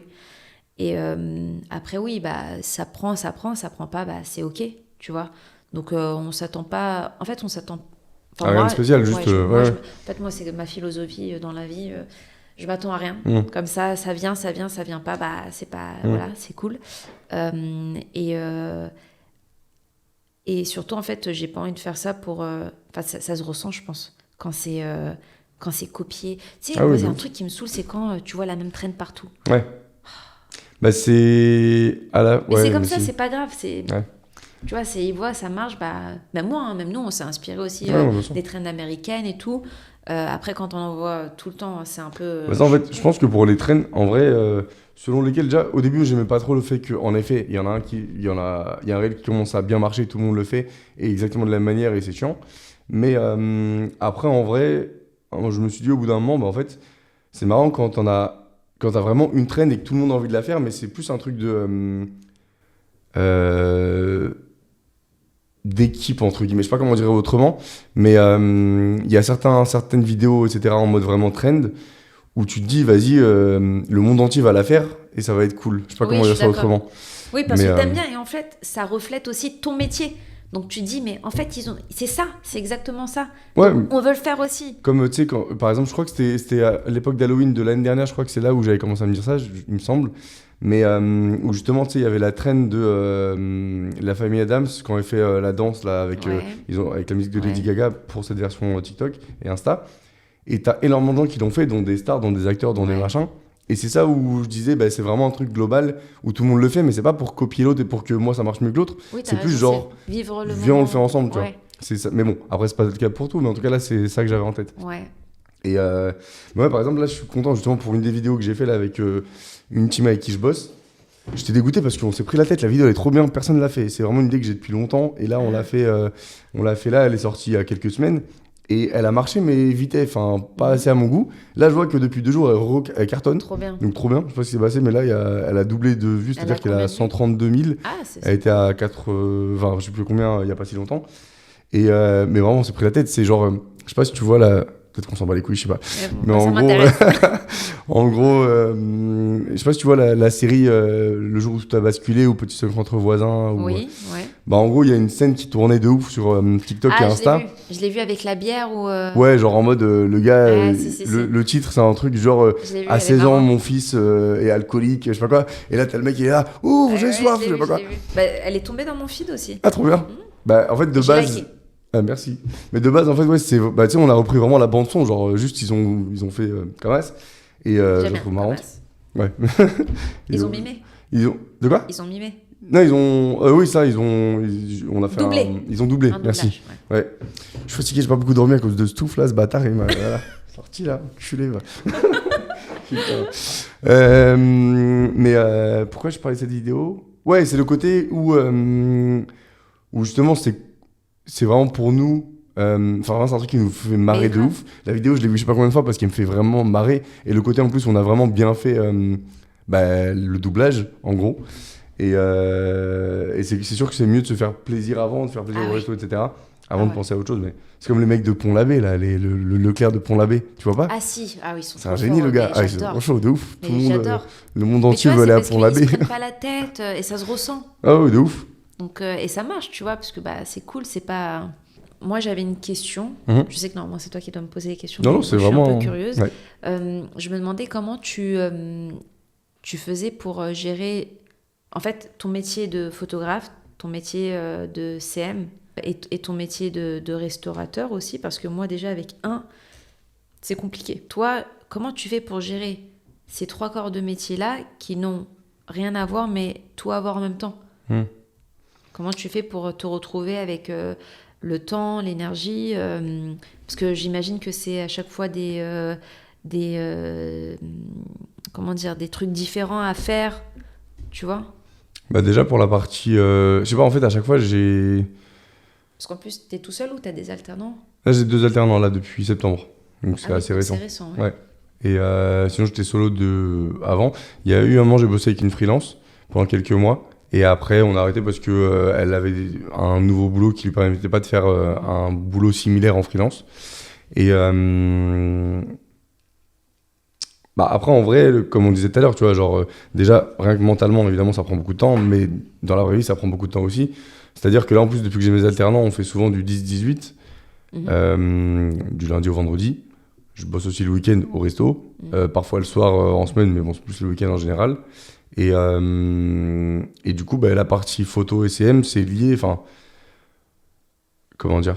En gros, mes journées, en fait, elles se définissent soit on est en train de bosser en mode post-prod, etc., editing, post-CM, tout ça, soit on fait du montage, soit les deux, ou soit on a des shootings, où ça peut être le matin, on bosse au bureau, l'après-midi au shooting, etc. Et donc Plus en là, vrai, le c'est beaucoup de podcast en temps. plus. Il y a le podcast en plus, oui, parce que comme si j'avais pas assez de trucs, je me mets du taf en plus. Bah oui. Ah bah là, j'ai dormi à 3 heures plusieurs fois ces dernières nuits pour faire le montage du premier podcast. En plus, comme c'est un truc nouveau, j'aime bien les trucs nouveaux, donc je suis un gamin. Donc j'ai dormi à 3-4 heures, 2 nuits d'affilée pour le finir vite. Et parce que je kiffe. Hein. Mais ouais, je sais pas, c'est un peu. J'ai l'impression que de manière générale, l'entrepreneuriat, comment je le vis en tout cas, et du coup, je dis entrepreneuriat parce que bah, ça mêle tout ce que tu me dis. Moi, c'est vraiment. Déjà, je vais vraiment avec le. Je go with the flow en anglais, genre vraiment, je vais avec ce qui se passe. Genre, tu sais, on me dit, bah tiens, j'aimerais bien bosser avec toi sur ça, machin. Donc, ça me fait un nouveau taf et droite à gauche, etc. Je réfléchis évidemment à tout ce que je fais, mais je vais vraiment avec ce qui se passe. Et ensuite, là, ce que j'avais pas forcément avant, mais. Là, je suis content de vraiment d'être à la tête de certains projets. Genre vraiment comme le podcast, tu vois, ça fait un moment que je regarde plein, etc. et que je veux en faire un. Mais Bah, comme le projet aussi avec le guide ultime et le PSG. Ça, ouais, là, c'est fou, ça. C'est... Ouais, c'est un truc de malade, de ouf. Mais après, ça, c'est eux qui m'ont appelé. Je suis content. Enfin, je les ai appelés pour autre chose. Ils m'ont dit, ah, bah, tiens, ça sent bien, on veut t'appeler, on a un projet de malade. Je sais pas quoi. Et mais ouais, du coup, ça, c'était le Go with the Flow, machin. Et ça, c'est trop cool. Enfin, franchement, je suis méga content de ce projet. Et mais ouais, en plus, par rapport à ça, genre, souvent, un projet en amène un autre. Un client en amène un autre. Totalement. Une photo postée. Genre, l'autre jour, je suis dégoûté par contre. Genre, Quoi je sais pas s'ils m'ont mytho ou pas, mais bon, en tout cas, je suis un peu deg. En gros, quand j'étais justement à Londres, le photographe me disait un truc de... en fait, il m'a dit pas mal de choses aussi que je savais, mais que j'avais pas forcément conscientisé. Et là, à un moment, il y a un des trucs qu'il disait, c'était tu sais jamais qui regarde. Tu sais jamais qui regarde ce que tu fais. Vraiment. Et t'es scruté aussi. Hein. Ouais. Mais tu te rends pas compte. T'étais là. Ah bon? Bah, pas forcément, tu vois. Genre vraiment. Tu t'en rendais pas compte. Toi, tu te disais pas, je suis scruté. Si, parce que je sais qu'il y a des gens qui me copient, il y a des gens qui regardent ce que je fais, il y a des gens qui veulent bosser avec moi potentiellement, il y a des gens intéressés. Oui. Il y a des gens, rien à voir, etc. Mais en tout cas, le truc, c'est que quand il m'a dit ça, donc je l'ai plus conscientisé. Ok. Et surtout, genre vraiment, le lendemain, j'ai posté une photo que j'avais fait avec un endroit qui fait des glaces et des brunchs, etc. dans Paris. Une photo plutôt stylée, que j'aime beaucoup. Et genre le lendemain, mail d'Amorino. Genre, bonjour, on veut bosser avec vous, je sais pas quoi. Ah, c'est trop bien. Ouais, mais finalement, ils m'ont dit, il n'y a pas de shoot. Je suis sûr qu'ils m'ont mytho. Je pense qu'ils ont pris quelqu'un d'autre. L'ascenseur émotionnel. De ouf. Mais en plus, ça a duré quelques semaines. Mais par contre, je me suis dit, oui, par contre, là, de ouf, franchement, j'aurais kiffé bosser avec eux. Donc peut-être ça se fera un jour. En plus, ouais. Bah, là c'était pour, je sais pas, faire pas mal de choses pour Noël, justement. Après, ils m'ont dit que le shoot allait pas se faire. Ça m'étonnerait qu'un shoot de Noël se fasse pas à Morino. Donc, tu vois, peut-être qu'ils en ont gardé deux. Je sais pas. En tout cas, dégoûté. Mais tout ça pour dire que, ouais. Donc, ouais, comme je disais, un truc en amène un autre, etc. Et je pense que aussi, on aime bien se mettre dans la merde, en vrai. Ouais. En tant qu'entrepreneur, je pense que ça, c'est un truc où on aime bien se mettre dans la merde. Ouais. Ça, c'est vraiment le cas. Après, moi, je pleure. Ouais. Après, je me dis... Non, mais vraiment, tu sais, genre... déjà assez de trucs, tu pourrais te calmer et machin, mais tu te dis, ouais, mais j'ai envie de faire ça quand même, j'ai envie de faire ça. Tu vois, par exemple, là, je serais vénère, non, mais là, je suis trop content de faire ce podcast, de le commencer. Et je sais pas ce que ça va donner. Ce soir, tu vas me détester quand tu vas faire le montage. Ouais, ce soir, je vais tellement dormir. non, en plus, je bosse au resto tout à l'heure, donc mais du coup, ouais, je sais pas, je pense vraiment qu'on aime bien se mettre dans la merde parce qu'à chaque fois, on a envie d'essayer des choses, on a envie d'essayer des nouveaux trucs, mais en fait, d'essayer un truc, ça te prend énormément de temps en plus. Et puis après, tout n'aboutit pas en plus. Là, en vrai, le podcast, je kiffe de ouf. Et je suis trop content là. Genre, même là, il y a 3, 4, 5 personnes, je sais pas combien de personnes m'ont envoyé des messages. C'est trop stylé. Même genre vraiment, mais de ouf. Mais en plus, je suis trop content. Genre vraiment, déjà, merci beaucoup. Tous ceux qui m'ont envoyé des retours constructifs et tout. J'ai trouvé ça trop cool, vraiment, positif, négatif, trop stylé. Donc s'il vous plaît, continuez. Qu'ils aient pris le temps. De ouf. C'est bien. Tu sais, en fait, j'ai fait une story en le demandant.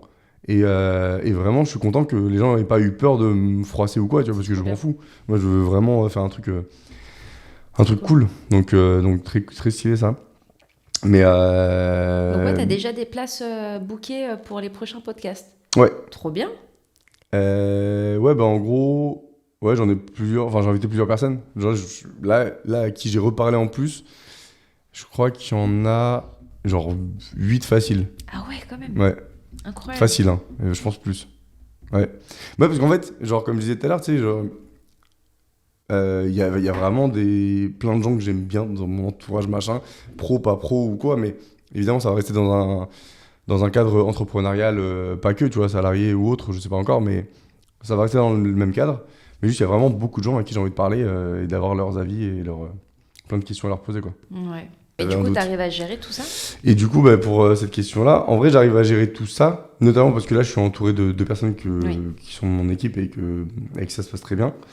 Et donc, du coup, aussi, le but d'avoir pris des gens, c'est de plus cadrer tout ce que je fais et aussi me dégager un peu de temps, déléguer une certaine partie pour pouvoir pas être submergé.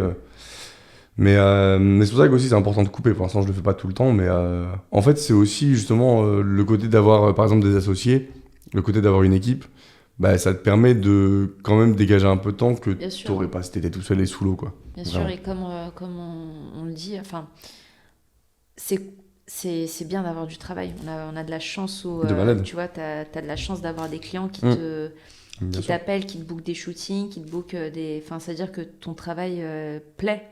Et on s'en plaint pas, tu vois. On se dit... Enfin, c'est comme moi, nous, avec le restaurant, où, ok, t'as beaucoup de travail, t'as beaucoup de choses à faire.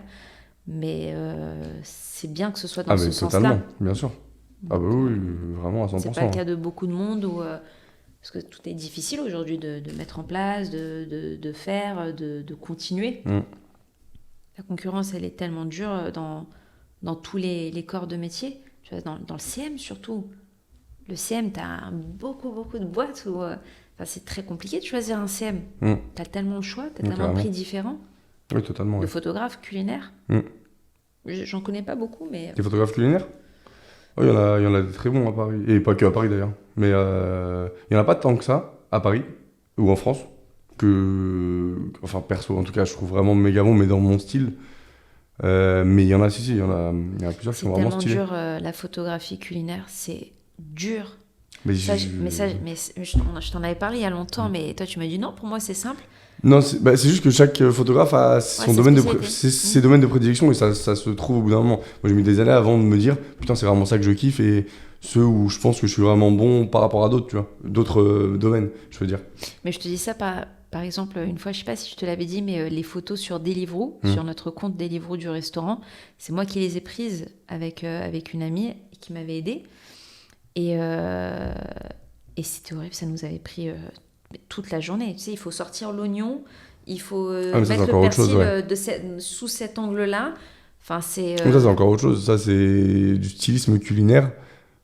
J'en fais un petit peu, c'est-à-dire que je vais voir des détails, je vais être là. Ouais, c'est encore autre chose. Ouais. D'accord. De vraiment, genre, par exemple, pour un burger, de vraiment bouger les détails pour que vraiment soit le plus joli possible, ça, je le fais pas. Ça, c'est vraiment un styliste culinaire qui va le faire. Il n'y a pas beaucoup de stylistes culinaires. Enfin, j'en connais pas énormément, en tout cas, dans le monde Insta. Hein, je parle pas pour les livres ou quoi. Et par contre, je vais évidemment pouvoir dire, tiens, je trouve que là, c'est beaucoup mieux, etc. Je pourrais dire, ça c'est stylé, ça c'est pas stylé, selon moi, mais c'est avec ce que tu vas me donner. C'est-à-dire que tu me donnes un burger qui est éclaté, qui est, selon toi en tout cas, qui pourrait être mieux. Moi, en photo, je peux rendre le mieux que je trouve. Non, mais surtout, je peux rendre le mieux possible ce que tu me donnes. Et moi, je peux trouver ça stylé. Mais peut-être que toi, tu l'as... Par exemple, là, j'ai fait un shooting récemment, à côté. Et en fait, ils m'ont donné leur burger qui était cool. Mais en fait, ils n'étaient pas contents du pain en question. C'est vrai qu'il était un peu gros, etc. Mais ça, c'est pas quelque chose que moi, j'allais pouvoir modifier ou quoi. Et voir forcément. Moi, tu me donnes un burger, je te fais une photo stylée du burger. Et après... je savais pas que ça existait, les stylistes culinaires. Ouais, si. C'est long, c'est compliqué. Mais ça se fait vraiment pas trop. Je pense que ça se fait pour les livres, notamment. Ou pour les clients comme... McDo, comme les marques, les grandes enseignes comme Leclerc, etc. Là, en effet, je pense qu'il y a des stylistes culinaires. Mais sinon c'est... En vrai, les photographes culinaires deviennent aussi stylistes culinaires un peu. Mais bon, selon le photographe, plus ou moins, quoi. Je me demandais, en fait, si est-ce que comme dans la restauration... la concurrence, comment vous vivez, vous, les photographes ou les CM, la concurrence? Parce que moi, je connais le milieu de la restauration un peu, mais... En vrai, je pense que, comme dans plein de milieux, c'est juste selon si tu arrives à en vivre ou pas, tu le vis juste pas de la même manière, en vrai. C'est-à-dire que, forcément, il faut se démarquer. Mais même ça, tu vois, genre... C'est-à-dire que, même... les meilleurs photographes culinaires vont pas forcément avoir plus de shooting qu'un photographe moyen. Parce que peut-être que le photographe moyen... Après, peut-être que pour la photo, c'est un peu différent, mais peut-être que le photographe moyen, il va juste mieux savoir démarcher, il va mieux savoir faire de la relation client ou autre. Donc, il aura peut-être plus de taf quand même. Et après, moi, je suis vraiment dans le style de vraiment être le meilleur de moi-même, etc. Et vraiment me dépasser à chaque fois et kiffer ce que je fais. Mais c'est pas ça qui va faire que t'es forcément... C'est pas en étant meilleur qu'un autre que tu vas forcément bosser plus qu'un autre ou autre. Ouais, je te rejoins là-dessus. Déjà, ouais. Et donc, je voulais te demander aussi si t'avais justement des conseils pour quelqu'un qui voulait se lancer dans l'entrepreneuriat, de façon générale. Pas forcément en restauration, je sais pas, juste... Un conseil, le premier là qui me vient à l'esprit, ce serait peut-être de prendre son temps, de ne pas aller trop vite et surtout d'être bien entouré, d'être entouré des meilleurs, des personnes qui pourront le conseiller, qui pourront l'aider, etc. Et surtout, en fait, d'aller voir les gens pour discuter, pour échanger. Tu vois, de ne pas avoir peur, de déranger des personnes qui sont dans ce métier-là, d'envoyer des petits messages sur Instagram ou sur LinkedIn ou d'aller directement les voir pas dans leur bureau, mais peut-être si c'est un restaurant ou autre chose, d'aller les voir là-bas et de leur laisser un numéro et de leur dire voilà, écoutez, je me lance dedans. Si vous avez 2-3 conseils à me donner, je suis preneur. Tu vois, donc de ne pas avoir peur d'échanger, de poser des questions, je pense.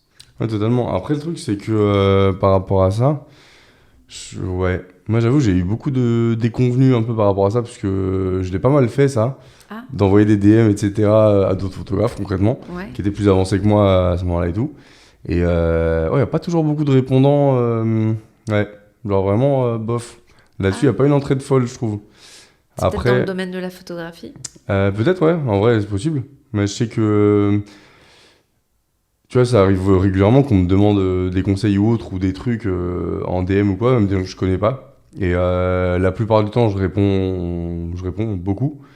Après, ça dépend. C'est-à-dire que si vraiment, au bout d'un moment, ça devient un truc où on me demande vraiment des conseils poussés, etc., Mhm. techniquement et autres, bah, je suis pas contre, mais en fait, c'est des trucs aussi que je veux enseigner. Bien sûr. Donc, c'est des trucs où je vais pas non plus tout dire parce que, bah, concrètement, je compte vraiment former des gens là-dessus. Donc, c'est Totalement. plus les gens que je vais former que je vais former vraiment de A à Z. Et, Parce que mais tu pas. comptes te lancer dans la formation? Ouais, j'ai voulu commencer là, mais j'ai pas eu le temps. Genre, j'ai juste pas le temps. Mais ouais, parce qu'il y a pas mal de gens qui me demandent justement plein de conseils et qui veulent être formés. C'est juste que. Ouais, aussi, ouais. Bah, c'est-à-dire que je pense que c'est un juste milieu. C'est-à-dire que, tu vois, par exemple, je pense qu'il y a beaucoup de gens qui pensent que je me la pète un peu parce que je marque meilleur photographe culinaire de Paname, machin, Ah, c'est des conneries comme mort. ça. Et que j'aime bien charrier aussi. Bon, il y a même une fois quelqu'un qui a mal pris un commentaire que j'avais mis parce qu'en fait, il y a des conseils vidéo, des conseils photos en vidéo qui reviennent souvent. Et en fait, il y en a un qui me saoule un peu, enfin qui me saoule, qui est souvent dit par des gens qui ne savent pas justement faire l'étape d'après, en gros. Mhm. Et donc, ils se servent d'une excuse. Et bref, et du coup, quelqu'un avait fait une vidéo là-dessus. Donc, moi, juste en commentaire, je mets juste un gif qui dit nope. La personne a mal pris, désolé. Et ensuite, j'ai vu qu'il avait enlevé, du coup, j'ai mis un smiley qui rigolait, mais ils ont vraiment pris ça comme du bullying, je pense, un petit peu. Alors, c'était pas le cas. C'est juste ce conseil-là. Je suis en mode, vas-y, tous les photographes qui savent pas faire autre chose le donnent, mais c'est pas le meilleur. Et en plus, aussi par rapport à ça, c'est juste que je trouve. Alors, cette personne et la team en question, ils bossent vraiment très bien, ils font des trucs vraiment très stylés, mais en photo, ils sont pas non plus incroyables. Mhm. Et surtout quand je voyais justement qu'ils avaient pour moi dégradé un feed Insta de ouf. Parce que il y avait un feed Insta qui était vraiment. Après, par contre, l'Insta fonctionne mieux depuis qu'ils sont là qu'avant. Ok. Mais juste au niveau de la photo. C'est pas encore toi, comme toi, tu penses. C'est pas avec mes photos en plus, hein, rien à Oui, voir. oui, C'est oui. c'est pas du tout mes photos. C'est les photos d'une photographe qui est très talentueuse, qui bosse très bien. Et juste en fait, ils ont vraiment, au niveau photographique seulement, dégradé l'Insta. Et le fait qu'ils donnent des conseils, plus celui-là en plus, alors qu'ils ont ni qu'un Insta, j'étais, Mhm. vas-y frère, Oui, donnez c'est des comme. conseils sur des trucs où vraiment vous êtes méga chaud. En tout cas, ouais, enfin, je sais pas, peut-être Bah, c'est c'est comme les un ego comptes. de photographe qui m'a fait parler comme ça, mais Mais c'est comme les comptes de sportifs, un peu, tu vois, où ils donnent des conseils. Oui, il faut faire ci, il faut faire ça à ce moment-là. Sauf qu'en fait, parfois, tu vois, mais l'exercice, il est pas bien fait, tu vois. Hmm. Donc, Ouais, ça, je vois très totalement, bien ouais. ce que tu veux dire. Mais bon, en tout cas, désolé, c'était pas méchant le Donc, truc. ok, donc dans la photographie, il n'y a pas trop d'entraide, mais moi, je pense quand même que c'est quelque chose à faire, quand même, de poser des questions, c'est important. Ah, totalement, ouais. À Oui, ces pardon, je personnes-là suis totalement d'accord avec ça, ouais. qui ont de l'expérience, d'être bien entourées et d'être bien solide, Hmm. d'avoir des épaules bien solides. Parce que on y perd parfois un peu des plumes, donc faut juste ne pas lâcher, quoi. Il y a beaucoup d'épreuves sur la route et faut juste continuer, en effet, ouais. Ouais. Trouver des solutions. En vrai, je Et pense c'est que. ok aussi d'avoir des moments où tu doutes, des moments un peu moins bons, où tu as envie d'arrêter, mais où tu mets un peu en mode pause et de reprendre. Faut s'écouter aussi parce que c'est pas facile. Hmm. Putain, c'est ça que j'avais voulu dire tout à l'heure. Je sais pas si ça va être chiant de revenir en arrière, mais en gros, il y avait un truc, tu sais, par rapport au côté est-ce que ça vaut le coup, etc. Ce que je voulais dire aussi, c'était il y a des fois où je vois que justement des gens font un métier en mode salarié et bossent très bien et ça prend beaucoup de temps, ça prend beaucoup d'heures, mais ils n'ont pas cette charge mentale qu'on peut avoir quand on a notre propre bébé, tu vois. Mhm. Et justement, quand il y a des salaires qui sont plutôt élevés justement dans plein de métiers, il y a des fois je suis en mode, est-ce que ce serait pas mieux de faire ça et d'avoir un bon salaire et de pas avoir toute cette charge mentale et machin. Mais ouais, c'est ça que je voulais dire aussi tout à l'heure. J'y ai pensé aussi une fois. Ou même de faire ça et d'avoir un moins bon salaire et de gagner en temps et en tranquillité Aussi, d'esprit. ouais, bien sûr. Tu Ouais. vois Et aussi, du coup, c'est quoi un petit peu là Et le la next step. suite, les next steps de l'atelier de Room? S'il y en a pour l'instant, si tu as prévu des choses. Pour le moment, comme j'ai dit, on se laisse beaucoup porter par le vent. Donc on prévoit rien, on fait tout au feeling. Et s'il y a des occasions qui se présentent, on les prendra. C'est vrai qu'on est quand même super ambitieux, surtout moi. Donc j'hésiterai pas s'il y a des choses à faire. Mais pour le moment, je pense que j'ai encore beaucoup à apprendre. J'ai mes parents encore qui m'aident beaucoup. Et surtout, j'ai pas envie de me lancer dans tout et n'importe quoi comme ça. Mais c'est vrai qu'à terme, on a différents sujets sur lesquels on se penche, qui ne sont pas encore pour le moment concrets. Mais c'est des choses... Il y a plein de nouveautés déjà pour le restaurant qui vont arriver pour l'atelier du rhume. Des nouveautés culinaires sur lesquelles on travaille, plein de projets pour l'année 2025. Donc ça, c'est cool. Ça nous a pris pas mal de temps pour bosser des recettes, etc. Donc déjà, ça, il va y avoir des nouveautés. Et ensuite, à terme, pour la suite et le développement du restaurant, il y a des choses sur lesquelles on travaille et j'en suis sûre que ça va être cool. Et c'est bien parce qu'on est en famille. C'est une force incroyable. Parfois c'est dur, parfois tu as envie de... Tu m'étonnes. Mais c'est beaucoup plus de choses positives, quoi. Donc c'est une force avec laquelle on en est conscient. Donc à terme, je pense qu'il y a de belles choses pour l'atelier du rhume Ouais, je pense qui se aussi et je prépare. te le souhaite. Ouais, totalement. Merci beaucoup. En tout cas, merci beaucoup d'être venu. Merci Merci à beaucoup toi. d'avoir été avec moi pour ce deuxième épisode. Merci à tout le monde aussi d'avoir suivi. J'espère que ça vous a plu de ouf, que ça continue. Du coup, merci encore Yélis d'avoir été là. J'ai adoré échanger avec toi. Et, Ouais, moi aussi, c'était réciproque et j'espère que ça plaira et surtout ça pourra aider ou même à comprendre. En fait, ça me fait plaisir de montrer un peu le métier et je trouve que chaque histoire est intéressante et peut-être inspirante.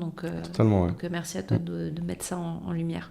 Merci à tous d'avoir suivi le deuxième épisode du podcast sans nom. N'hésitez pas à vous abonner et puis restez connectés pour le prochain épisode qui sortira dans pas si longtemps. Bisous.